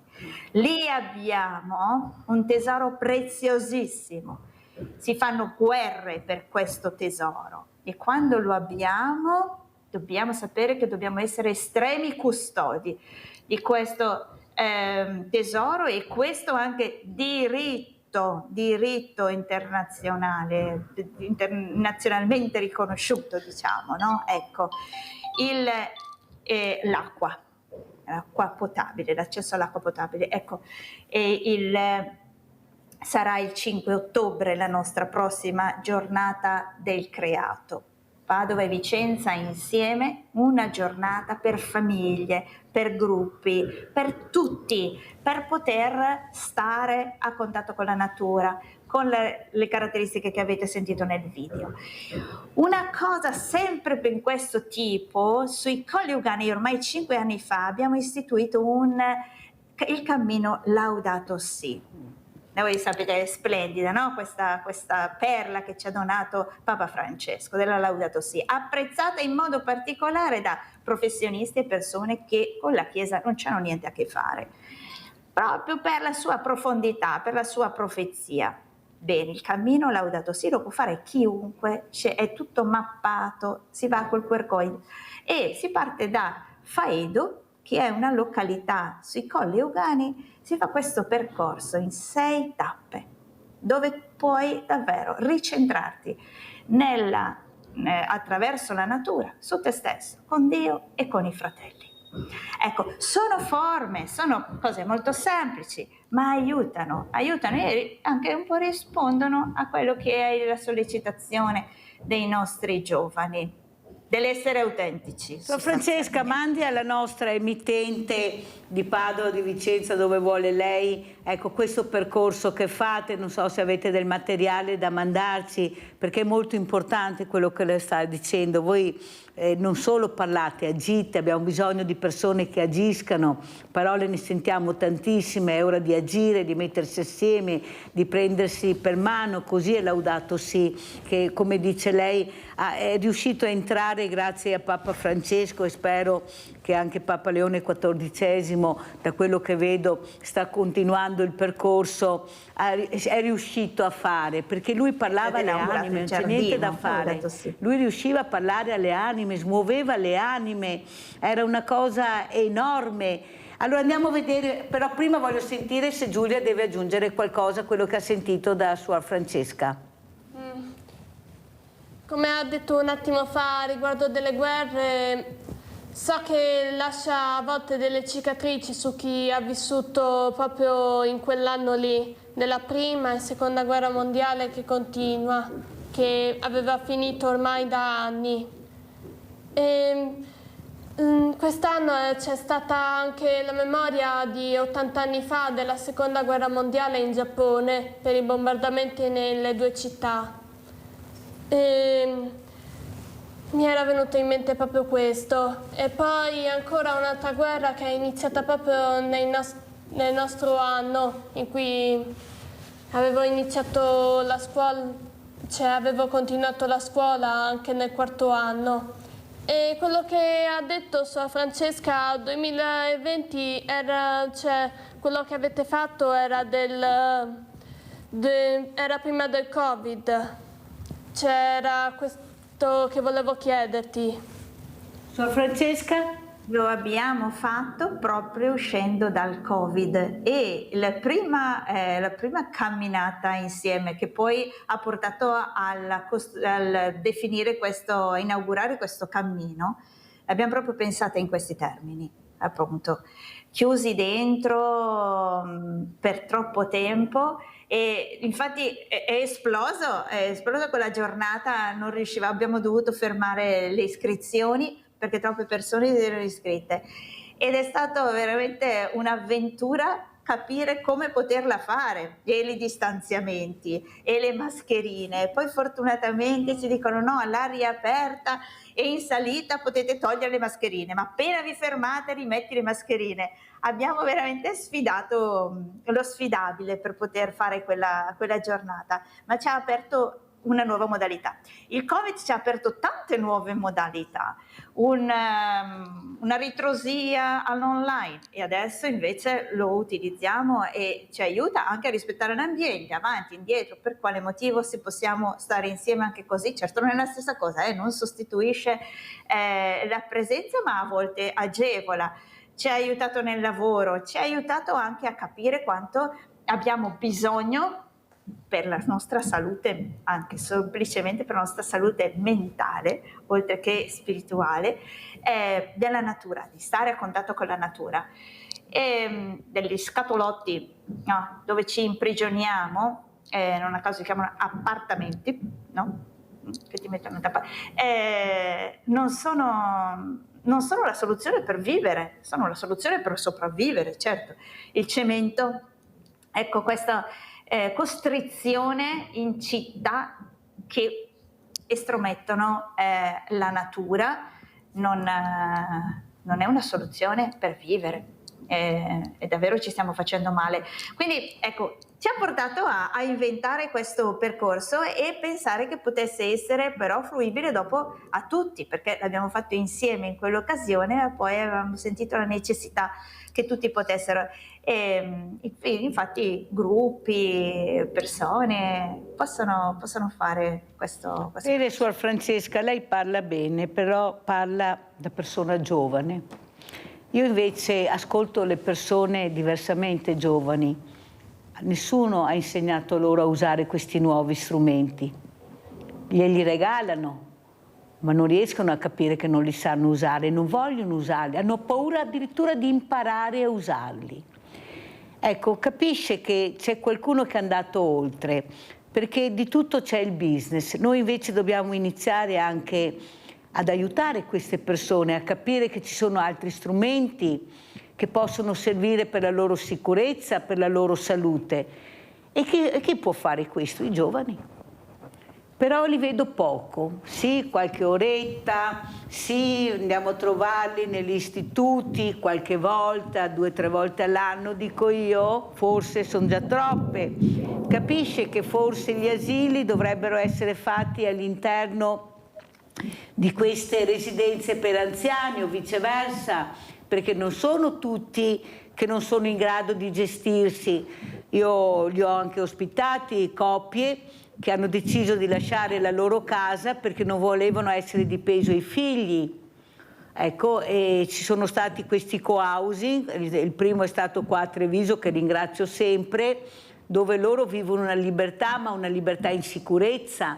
Escono, vanno a farsi la spesa, però hanno sempre bisogno di questa figura che li aiuti a fare un cammino diverso, perché il progresso ha fatto passi da gigante, non riescono loro a seguire questo progresso, però c'è qualcuno che lo potrebbe fare, sono le associazioni di volontariato, Suor Francesca. Però purtroppo siamo divisi, perché la politica ci ha diviso, anche là c'è il re, la regina, i principini, io appartengo a quel partito politico, io ho più soldi, io sono il più bravo, poi alla fine ci ritroviamo con una solitudine pazzesca che riguarda i giovani e i meno giovani. Per fortuna abbiamo queste creature meravigliose, che Giulia è un esempio, dove invece loro i valori li capiscono, la natura, l'ha detto prima, voglio vivere in campagna, ecco, le fragilità così chiamate sono quelle che invece hanno capito più degli altri quali sono i valori della vita. Cosa dici, Giulia?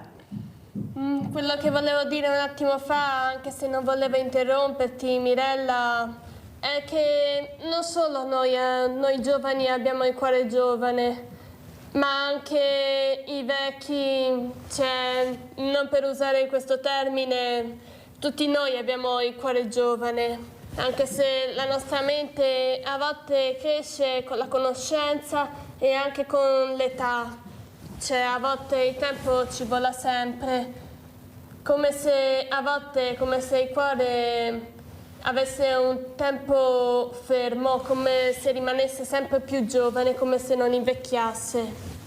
Belle queste parole, Giulia, ti ringrazio. Sentite, ecco la sensibilità che ha Giulia, dove arriva Giulia. Allora andiamo a vedere la seconda parte di questo bellissimo video che ha mandato Suor Francesca, di queste giornate diocesane, questi cammini importanti. Andiamo a vedere. La prima l'abbiamo fatta sui Colli Ugani, perché lì praticamente, essendo tra virgolette in mezzo alla nostra diocesi, è un'oasi naturalistica, è il Parco Colli dei Colli Ugani, un'oasi naturalistica che noi comunque come della zona usiamo, sfruttiamo, e quindi abbiamo pensato, essendo nel centro della diocesi, di fare una giornata del creato proprio lì e riunire un po' di parrocchie, quindi abbiamo unito un po' di vicariati. A questi vicariati poi che si sono uniti è nata anche una collaborazione e abbiamo pensato di rendere una cosa continuativa, nel senso di farla ogni anno. Quindi questa che abbiamo fatto oggi è la 4ª giornata del creato, che poi dai Colli Ugani, 2 volte dai Colli Ugani, abbiamo cominciato a spostarla anche per il resto della diocesi, quindi l'anno scorso a Caltrano e quest'anno ad Alano del Piave, proprio per andare a incontrare anche le comunità periferiche.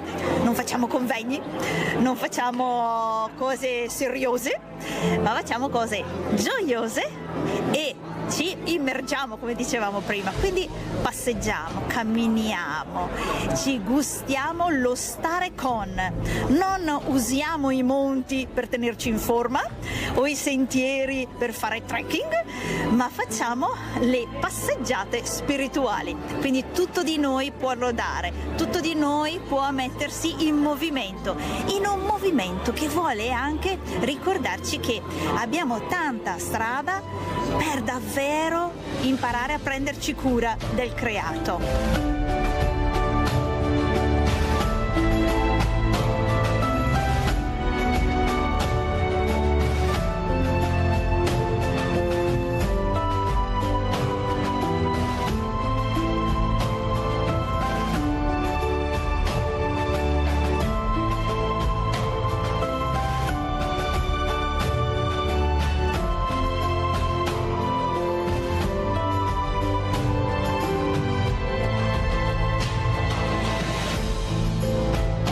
credo che le persone siano consapevoli del ruolo che hanno e che devono avere per la tutela del creato, e riuscire a farlo come comunità, come gruppi, come associazioni, un po' dà la spinta, dà la forza, un po' anche fa aumentare questa potenzialità. Siamo convinti che insieme si riesce a fare qualcosa, e quindi sì, è un volano che poi si attiva.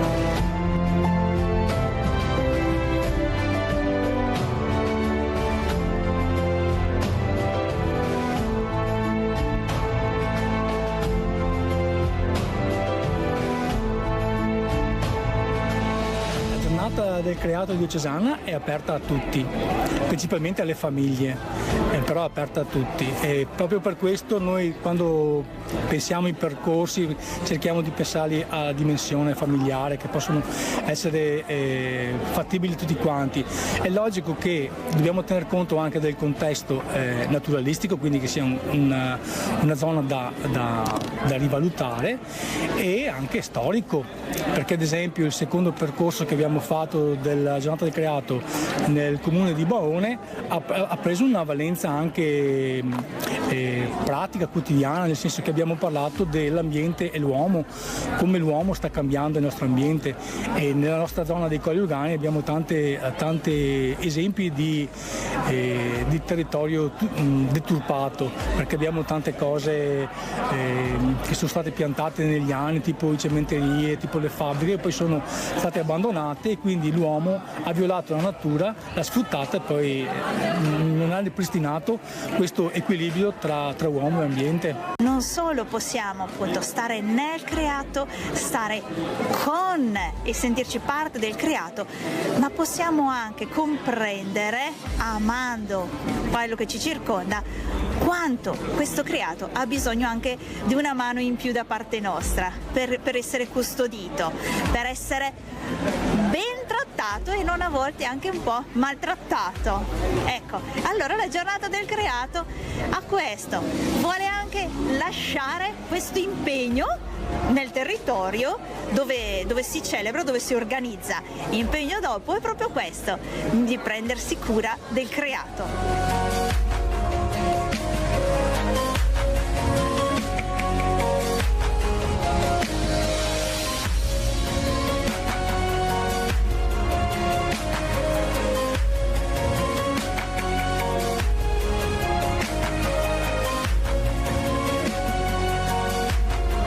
Allora si pensa, allora è solo per i cattolici? No che no! Certo, le nostre comunità cristiane sono le organizzatrici e quelle che ancor più partecipano, ma la giornata del creato è aperta a tutti. Per le comunità cristiane, quelli che sono maggiormente coinvolti sono proprio anche gli accompagnatori, i catechisti, che vengono e invitano le famiglie che dopo la pausa estiva, ecco che finalmente si ritrovano in un contesto ancora un po' da ferie, da vacanza, una passeggiata in mezzo alla natura, è quello che ci vuole proprio per distendersi e allo stesso tempo dire oh, bene, allora si ricomincia l'anno insieme. Ecco qua la giornata del creato, per tutti, davvero per tutti. Il bello di questa giornata del creato è anche che si è creata una certa sinergia e anche un'amicizia tra i vari promotori locali delle giornate del creato. Stavo pensando che oggi abbiamo ritrovato le persone che l'anno scorso hanno collaborato alla realizzazione del percorso di Caltrano, quindi la nostra diocesi è un po' sparsa e vasta nel territorio, però il collaborare insieme crea questi circuiti di amicizia che poi è bello ritrovarci anche nelle successive giornate del creato, trovare che so Pia di Caltrano che ha lavorato l'anno scorso sul percorso, trovare quelli che hanno fatto il percorso dei Colli Euganei, e siamo entrati anche in sintonia e in amicizia con quelli di Alano, anche non conoscendoci e venendo da diversi chilometri di lontananza. Questo è una cosa positiva.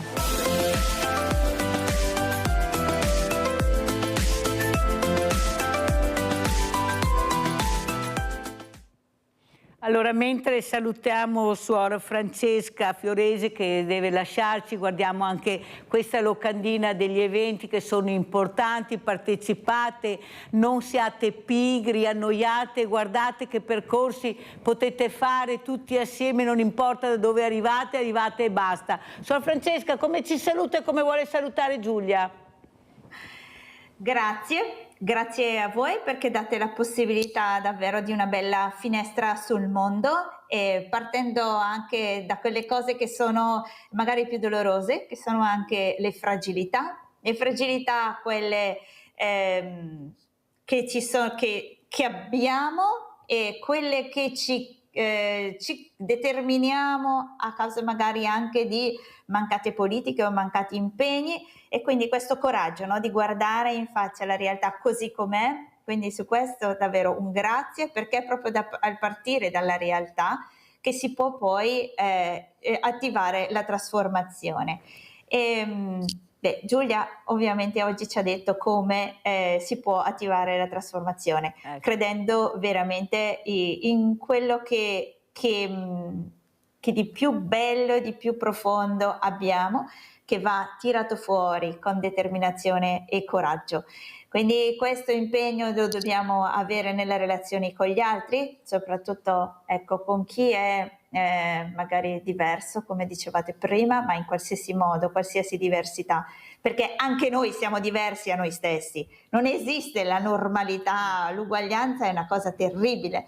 E l'altra cosa appunto anche questo di più, in un atteggiamento di pace, di dialogo, di accoglienza, di incontro con i fratelli e anche appunto con il creato, cui dobbiamo avere un atteggiamento di riconoscenza, di gratitudine. Scriva una letterina ai grandi della terra per il creato, Suor Francesca, voi che riuscite ad arrivare oltre, provate a scrivere una lettera, dobbiamo fare squadra per svegliare questi imbalsamati che vedono solo soldi e guerre e riarmi. Grazie Suor Francesca. Anche i vedi della terra, i piccoli. No, adesso ti faccio un ultimo commento, scusa Suor Francesca.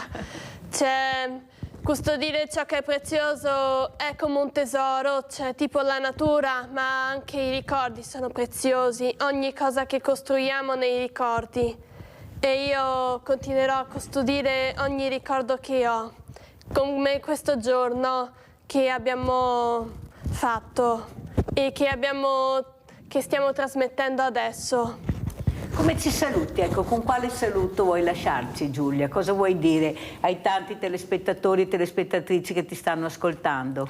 Grazie a tutti che continuano a sentirmi proprio in questo momento, e anche da tutto il tempo che continuavamo a trasmettere ogni positività e ogni cosa che abbiamo Facciamo fatto vedere questo disegno bellissimo di questa borsa.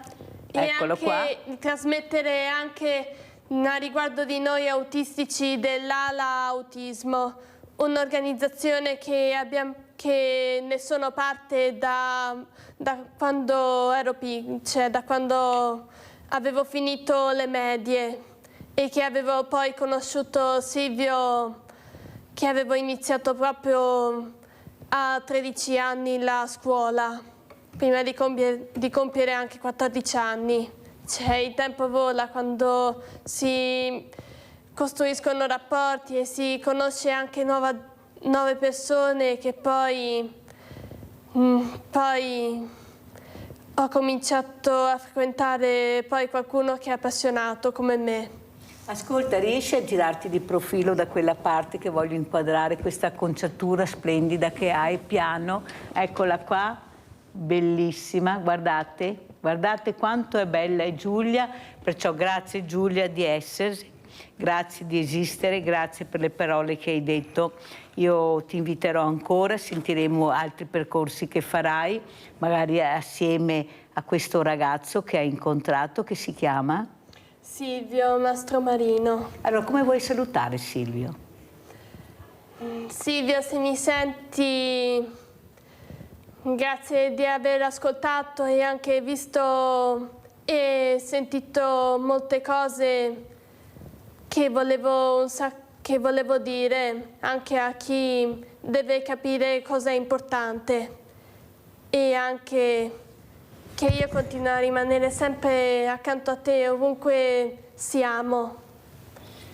Bellissime, con queste parole, con questi sentimenti e queste emozioni noi chiudiamo la seconda parte ringraziando veramente Giulia Tonetto, la mamma che è qui presente, la nonna che è qui presente, grazie veramente, grazie veramente anche a Suor Francesca per i percorsi che sta cercando di fare, facendo delle cose importanti, agendo, muovendoci e soprattutto stare assieme. Grazie, grazie, pubblicità.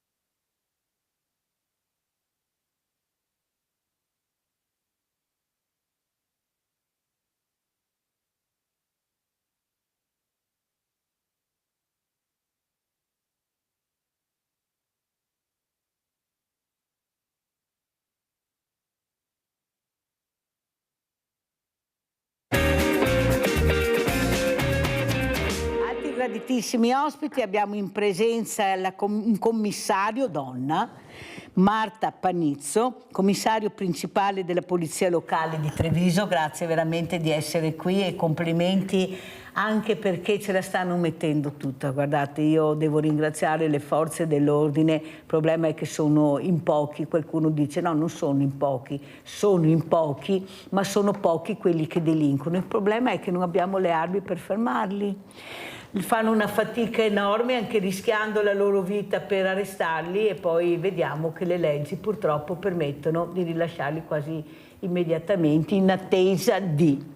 Questa attesa sta cominciando a disturbare, lo dico io commissario naturalmente. Saluto anche l'avvocato Luca Pavanetto, avvocato che voi conoscete, molto vicini ai veneti schiacciati della crisi, fa parte anche del direttivo, però è una voce importante, una voce che sta cercando anche con la sua professionalità di aiutare le fragilità, di aiutare gli ultimi, di capire, ecco, volevo proprio che fosse vicino anche al nostro commissario Marta Panizzo per capire come fare per aiutarci sempre di più, dobbiamo tutti quanti fare squadra, è una cosa importante, una cittadinanza attiva. Saluto anche Gabriella Mauro, presidente dell'Emporio Solidale Basso Piave di San Donà di Piave, perciò non so se conosci l'avvocato Luca Pavanetto, mi farebbe piacere che tu lo conoscessi, visto che anche lui ha lo studio a San Donà di Piave, perché la Gabriella Mauro, questa presidente, è un'amica cara di Mirella, ci aiutiamo a vicenda con i banchi solidali,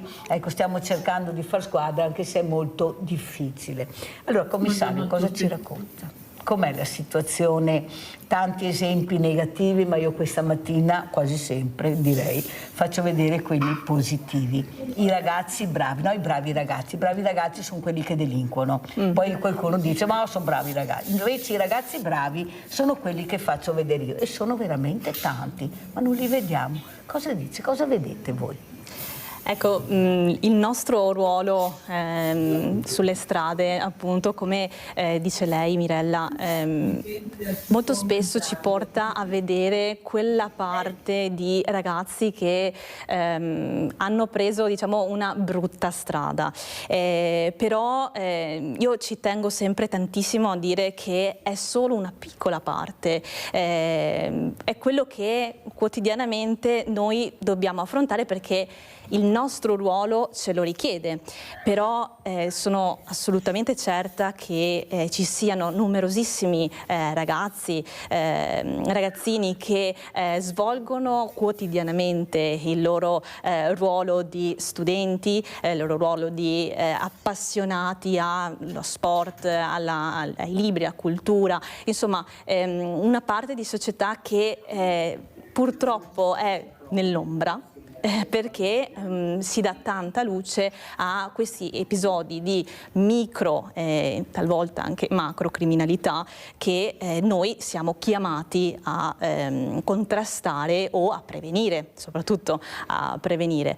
Ecco che quindi io vorrei proprio dire anche per il nostro ruolo che ci porta frequentemente a contatto con le scuole, grazie al nostro meraviglioso, scusate un po' l'autoelogio, compito che abbiamo nelle scuole della educazione stradale, educazione alla civiltà, un incontro con questi studenti, con questi ragazzi che ci permette proprio di conoscerli, di conoscere la parte buona e di favorirli nella buona strada, perché anche loro giustamente nella loro fase di crescita hanno bisogno di essere indirizzati e quindi perché non vedere nella figura della polizia non solo il ruolo repressore, ma anche il ruolo di, tra virgolette, educatore nel caso appunto della nostra presenza nelle scuole. Quindi ecco, io sono anche molto positiva, sebbene sia chiaro che comunque ci sono anche delle situazioni di difficoltà sulle nostre strade. Gabriella Mauro, questa presidente di questa importante associazione, la San Vincenzo De Paoli di San Donà di Piave, che sta cercando anche lei di alzare sempre di più l'asticella, di fare dei programmi anche educativi molto importanti, anche di salute. Tutte e due stiamo cercando di aprire un studio dentistico. Adesso ci siamo inventati anche questo per dare la possibilità alle famiglie che non ce la fanno, ecco, di avere queste cure. È un percorso impervio che stiamo facendo, ma io sono convinta, Gabriella, che ce la faremo, anche perché stiamo parlando di salute, stiamo parlando di persone che hanno bisogno di essere supportate. Ecco, tu invece, ecco, cosa vedi dalla tua angolazione come presidente di questo importante Banco Solidale di San Donà di Piave? Prego, Gabriella. Allora, intanto buongiorno a tutti. Io credo che, come hai appena detto, bisogna supportare, perché le situazioni sono abbastanza difficili. Sono comunque, come posso dire, alla portata di tutti le difficoltà di oggi, perché non c'è ceto che non abbia problemi. Noi dell'Emporio Solidale cerchiamo di fare tutte le fasi di accompagnamento possibili e immaginabili, per far sì che le famiglie si sentano accompagnate per l'educazione ai ragazzi, per la frequentazione dei ragazzi, per la buona educazione dei ragazzi, perché non è sempre facile dire colpa di uno o colpa dell'altro, perché vediamo che abbiamo una società che in questo momento è in difficoltà. Poi tutti i messaggi che riceviamo non sono assolutamente positivi, specie se guardiamo tutto quello che sta accadendo attorno a noi, la violenza, le guerre e cose di questo genere. Per cui sì, noi dell'Emporio Solidale possiamo dire che siamo in difficoltà.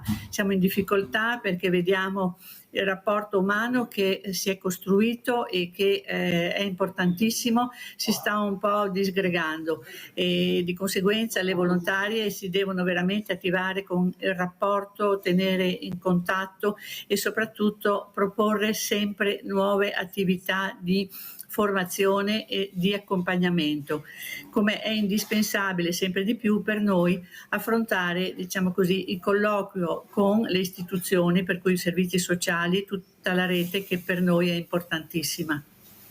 Avvocato Pavanetto, queste difficoltà che poi riscontriamo con questi ragazzi, specialmente i minori, tanto non mi succede niente, qual è il problema? Il problema poi che riescono ad adescare altri ragazzini, altre ragazze. Noi abbiamo visto anche in questo periodo una cosa allucinante. Il problema è che sono pochi e quei pochi non vengono fermati. Allora mi scusi, Avvocato Pavanetto, o sono le leggi da cambiare, oppure c'è qualcuno che sta giocando con questi numeri. Bisogna vedere nella bilancia cosa vuoi mettere. Cosa vede lei, avvocato, anche con gli incontri che fa, con le famiglie, con le persone, cosa dicono? Allora, l'osservatorio di cui possiamo godere noi come professionisti ci insegna, secondo me, alcune cose basilari. Allora, innanzitutto c'è sempre la logica dell'emulazione, la logica del gruppo. Quando viene su un genitore che magari accompagna il figlio minore che ha un problema di natura giudiziaria, spesse volte senti il genitore che, o forse per giustificarlo o dall'altra parte per raccontarti anche una verità almeno parziale, dice sì, è sempre tranquillo, ma da quando frequenta quel gruppetto è cambiato anche lui. Ecco, questa è una logica che si riallaccia anche a quello che ha detto prima la Presidente del San Vincenzo. In realtà sono cambiati i tempi, sono cambiate le metodologie con cui questi ragazzi crescono. Spesse volte vivono di emulazione e vivono all'interno prigionieri della scatoletta di un computer o di un telefono che sembra poter dettare a loro le regole di vita, mentre noi che fortunatamente abbiamo avuto degli altri percorsi sappiamo che le esperienze di vita le fai direttamente, non possono essere esperienze virtuali. Ecco, secondo me c'è un po' un problema di ordine anche generazionale. Dopodiché l'osservatorio, quello che vedo io, sono ragazzi che possono avere sempre gli stessi problemi più o meno, o vengono fermati giustamente per un'attività sacrosanta di repressione, prevenzione e educazione, perché secondo me sono tre termini che vanno molto, molto di pari passo, o è problema di droga o è guida sotto sostanze stupefacenti o alcol o cose di questo tipo, o le risse. Cioè, è vero che c'è un'escalation per cui segnalazioni di questo tipo le ricevi anche di natura magari settimanale, però è altrettanto vero che la genealogia è sempre più o meno la stessa, quindi il gruppo, la figura egemone nel gruppo, chi si lascia influenzare, si lasciano trascinare, dopo anche lì devono avere la fortuna di accostarsi magari a strutture come la tua e quella della Presidente in cui qualcuno gli possa parlare. Ci vuole la sacrosanta attività di istruzione nelle scuole e di rappresentazione, ma anche qualcuno che quando ha un problema di questo tipo sappia avere il tono sia giustamente severo ma anche paternalistico di dire, cioè, se io ricevo un ragazzo che ha un problema di questo tipo, gli dico: hai buttato via l'unica chance che avevi in vita tua di comportarti bene, adesso sai che per il futuro, una volta che cerchiamo di sistemare questa vicenda, il bonus te lo sei già giocato. Ecco, impostando un ragionamento di questo tipo che sia giustamente nell'ambito professionale ma anche toccare le corde che magari questi ragazzi hanno, perché concordo anch'io con il commissario, non si tratta secondo me di una rappresentazione totale, sono episodi marginali e che ciò adesso per la cronaca e per il resto assumono una rilevanza per cui magari la gran parte silenziosa che lavora e studia e si comporta bene riceve di riflesso una luce negativa anche per queste questioni. Commissario Panizzo, quello che però io riscontro, lei sa benissimo che Mirella parla con tutti, specialmente con queste fragilità, io li trovo veramente anche molto fragili, sono da soli, poi si sciolgono come neve al sole, voi lo sa, a parte qualcuno, sì è vero che c'è, però quello che riscontro è che loro non sanno che se sbagliano, sbaglia oggi, sbaglia domani, sbaglia dopodomani, quando arrivi a 18 anni paghi tutto, non lo sanno.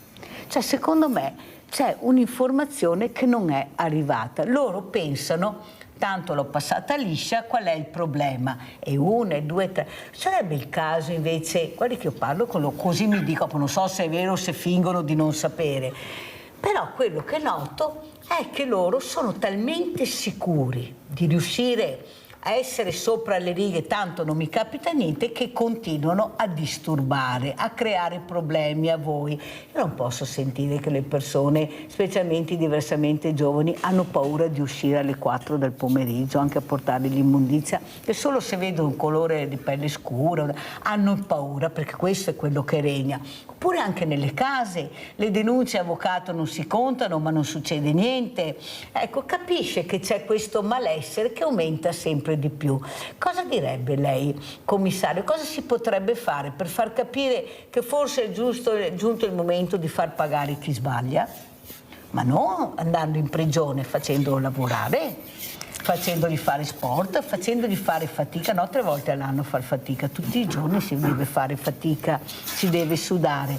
Ecco, la scuola dovrebbe aprirsi di più anche al pomeriggio, ad accogliere questi ragazzi. Ieri avevo un maestro di musica, ha detto non si fa più musica a scuola, non si fa più niente, i laboratori chiusi. Io non devo essere fortunato ad avere quella scuola, commissario, quell'insegnante, io devo avere quello che mi aspetta di diritto, lo dico tutte le mattine, voi lo sapete, che è quello dell'accompagnamento. Se non ce l'ho in famiglia deve iniziare la scuola a fare questo, o sbaglio? Cosa dice, commissario? No, sono d'accordo, nel senso che per evitare che questi ragazzi si riversino nelle strade a eseguire delle attività che non sono di certo buone, bisogna intercettarli affinché possano accedere a delle realtà più buone. ok? Quindi delle realtà che possano appunto affiancarsi a ambienti culturali piuttosto che appunto musicali. Bisogna cercare di fargli fare dell'altro ed è anche vero, come dice lei, che si sentono impuniti. Noi li vediamo prima su strada con un atteggiamento di un certo tipo, un atteggiamento molto sopra le righe, un atteggiamento decisamente irrispettoso. Una volta accompagnati in ufficio, molti di questi cambiano registro. Non tutti, però molti di questi cambiano registro, quindi proprio la dinamica del gruppo di cui parlava l'avvocato è una cosa per loro quasi vitale. Il fatto di poter assumere un ruolo all'interno del gruppo, un ruolo che sovrasti tutti gli altri, li porta sempre di più su strada a essere sopra le righe. E poi, ripeto, prendendoli singolarmente all'interno dei nostri uffici in attesa dei genitori, cambiano. Sono... Però, commissario, adesso mi deve dire come arrivano questi genitori, no, perché siamo curiosi, e cosa dicono. Perché io ho avuto un sindaco in particolare che ha detto: guarda Mirella, ha detto davanti alle telecamere, nonostante il video che facevo vedere che era suo figlio, un paese, non una città, continuava a dire: ma guarda che non è mica mio figlio questo. Ma come non è tuo figlio? Cioè, capisci che poi questi ragazzi capiscono di essere protetti oltre quello che dovrebbero essere protetti, e perciò qual è il problema? Mi scusi se ho fatto questo esempio, ma il genitore che nonostante il video che si vede che era suo figlio, lo diceva il sindaco qui, diceva: no, questo non è mio figlio, come fai a dire che è mio figlio? Calza a pennello comunque questo esempio, nel senso che noi appunto quando siamo in ufficio e attendiamo i genitori ci aspettiamo di ricevere delle persone che di fronte a un episodio criminoso che si è svolto ad opera dei figli possano comunque in qualche maniera redarguirli piuttosto che insomma in qualche maniera prendere i figli e fargli la ramanzina. Ma non succede sempre questo. Ci sono appunto dei genitori che si pongono in una situazione già da subito difensiva nei confronti dei figli. Alcuni rimangono un po' giustamente quelli che erano i classici genitori di un tempo, perché nel tempo si è proprio evoluta la situazione. Nel tempo i genitori che chiamavamo 15 anni fa sapevamo che sarebbero arrivati e avrebbero fatto almeno una ramanzina al proprio figlio o alla propria figlia. Adesso siamo sempre, non sappiamo chi possiamo trovarci di fronte. Diciamo che ci sono ancora quei genitori che comunque ci tengono all'educazione, ma ci sono anche tante situazioni di difficoltà familiare che vengono alla luce proprio in queste situazioni che non vanno nella direzione giusta nei confronti dell'approccio con un figlio che ha eseguito un reato, okay, in quel momento. Quindi ecco, anche in questo caso qui è una sfumatura della società che è cambiata. Cos'è che temete di più? Cos'è che in questo momento sentite di più che c'è qualcuno a livello politico che dovrebbe agire diversamente? Poi passo anche all'avvocato Pavanetto. Nel senso che voi fate quello che fate e l'abbiamo detto, però state facendo due guerre, una col ragazzo e una col genitore. Allora, se non si uniscono le forze, non andiamo da nessuna parte. Il problema è che poi questo genitore si prende un buon avvocato penalista, uno che sa fare il suo mestiere, tanto il penalista deve fare questo, deve far sì che il ragazzo non vada in carcere, oppure addirittura farlo uscire dal carcere, perché la legge è talmente grande che basta una virgola in più o in meno, un punto, che cambia tutto il contesto. Ma chi è che dovrebbe agire in questo? Perché non possiamo mica vivere col terrore del furto, dello scippo, del ragazzino che si comporta male? Ma come si fa ad aver paura di due ragazzini di 15 anni? Cioè, io li ho provati e lei lo sa benissimo, anzi ho provato 7 su un colpo solo. Ho sbagliato, non so, per la mia indole è stata quella no, adesso mi difendo anch'io, voi fate i bulli e io mi difendo. Però non è facile perché girano qualcuno col coltello, non tutti, per carità, non sfattiamo che non tutti hanno i coltelli, bravo, perché sembra che tutti escano coi coltelli lunghi così, non è così, non abbiate questa paura, state attenti, antenne alte, poi dirà se ho ragione o sbaglio il commissario, però non è proprio così. Avvocato, cos'è che sta sfuggendo di mano a quelle persone che dovrebbero agire? Il vecchio paradigma è che quando ti arriva il cliente devi fornirgli la tua migliore assistenza. Nella tua migliore assistenza può essere anche quella di trovare nelle pieghe della legge quello che può essere la minor pena o l'afflittività minore che ci può essere.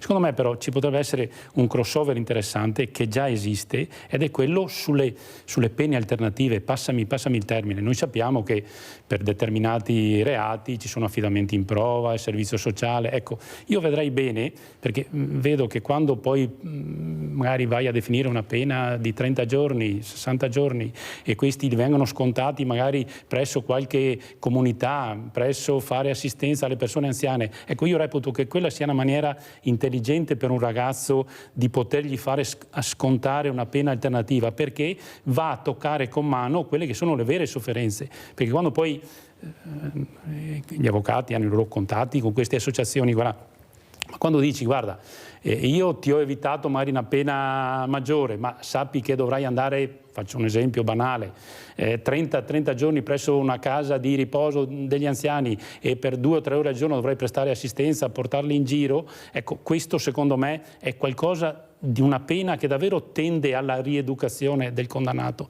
Per questo gli strumenti ci sono, è che secondo me abbiamo a che fare con il solito sistema miope che li usa a spot o li tiene separati. In realtà bisognerebbe avere una visione comune, per cui dico, voi terzo settore che siete fondamentali per il welfare, per 1000 altre cose, perché non ci sono convenzioni più strette o non prendiamo in carico questi ragazzi e faccio un esempio, vieni 2 giorni alla settimana al Banco Solidale a vedere quelli che soffrono e ti impegni ad aiutarli a fare la spesa e a stargli vicino. Ecco che secondo me allora la condanna che giustamente ci deve essere, ma scontare una condanna toccando con mano chi è meno fortunato di te, secondo me ha la funzione davvero rieducativa per riazzerare il cervello di questi ragazzi. L'obiettivo è quello, certo. Rieducare, certo. Non condannare. Io ho avuto ospiti dei giudici, uno era qui a Treviso, commissario, era il direttore del minorile di Treviso, adesso in Sicilia,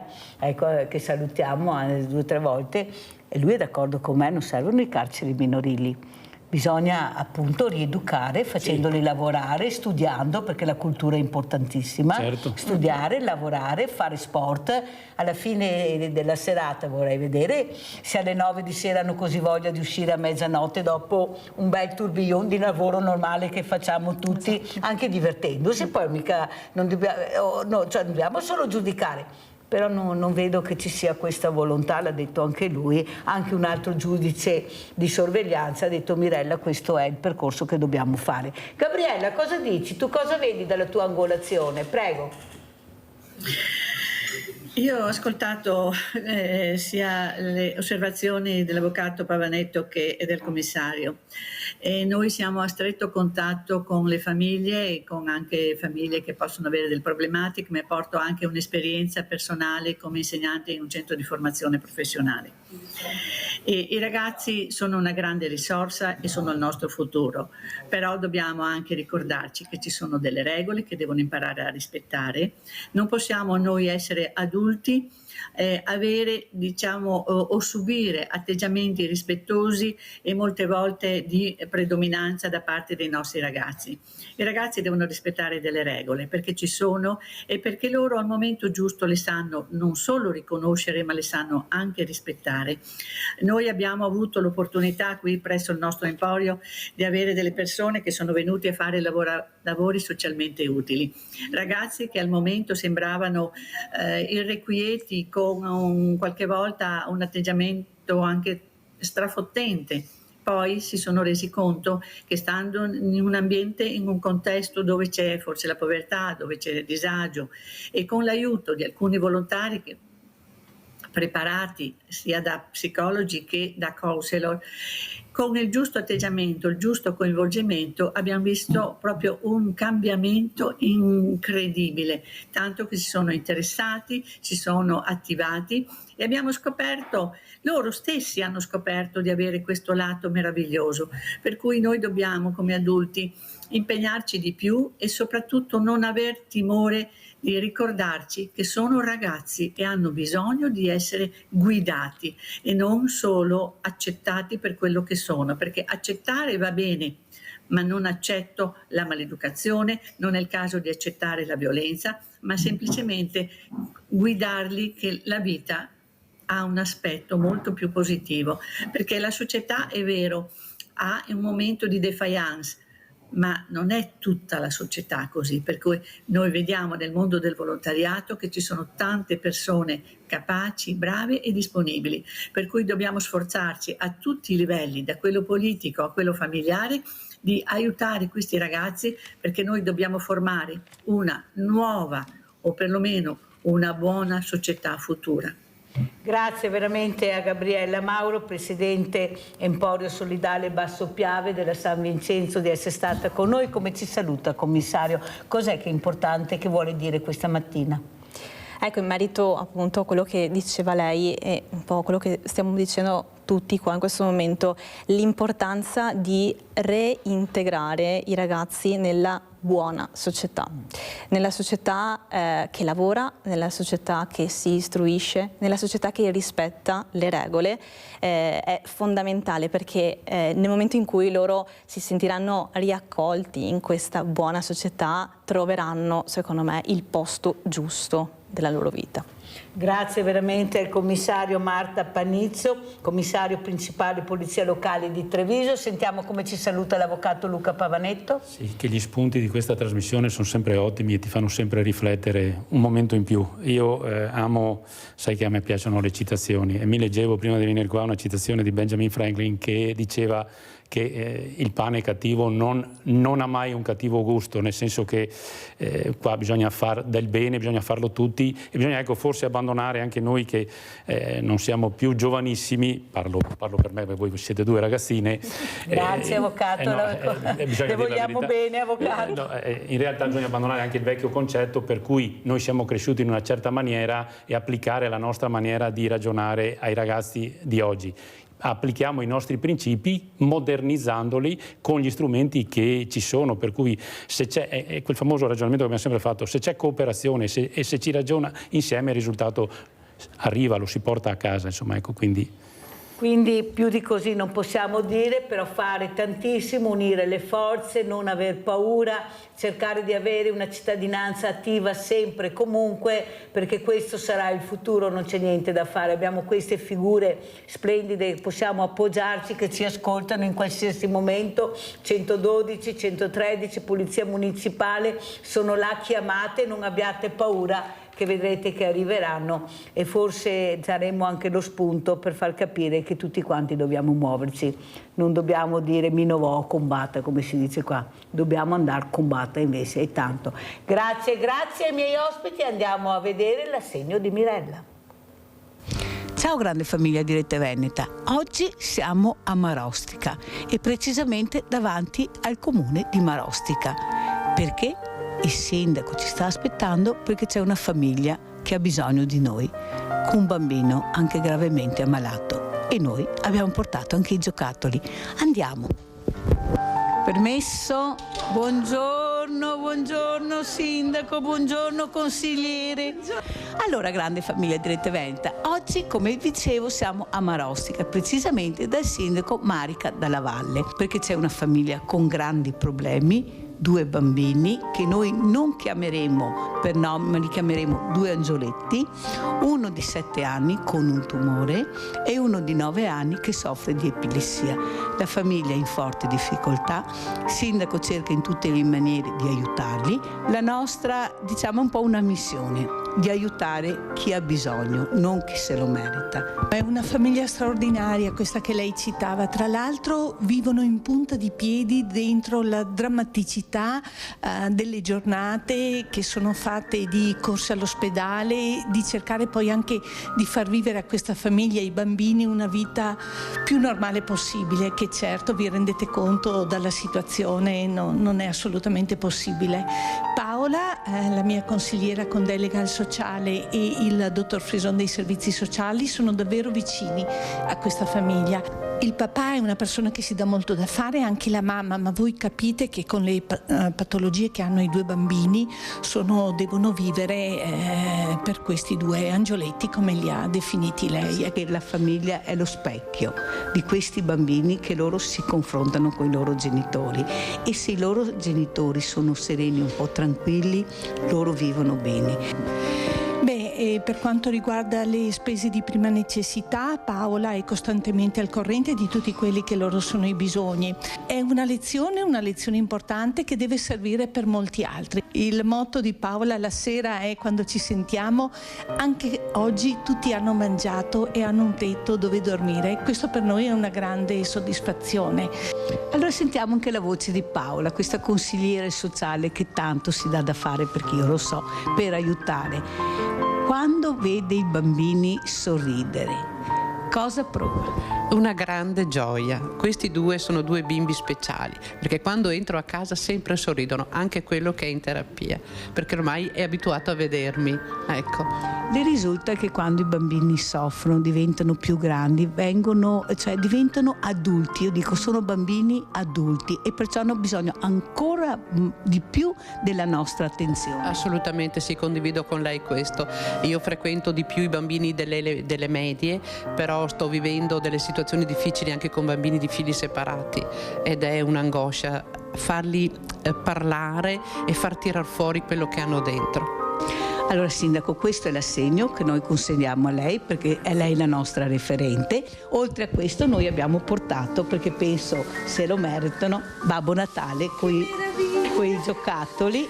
Eccolo qua, questo e anche questo. Perciò io la ringrazio, porti veramente un abbraccio di tutta la grande famiglia di Rete Veneta, che è quella che ci aiuta ad aiutare queste famiglie, e un grazie a lei e a Paola della vostra sensibilità. Grazie Sindaco. Contraccambio alla grande famiglia di Rete Veneta per questa sensibilità e per questo prezioso aiuto. Come dice lei, se ci diamo la mano andiamo tutti molto lontano. Grazie davvero. Grazie Sindaco, buon Natale.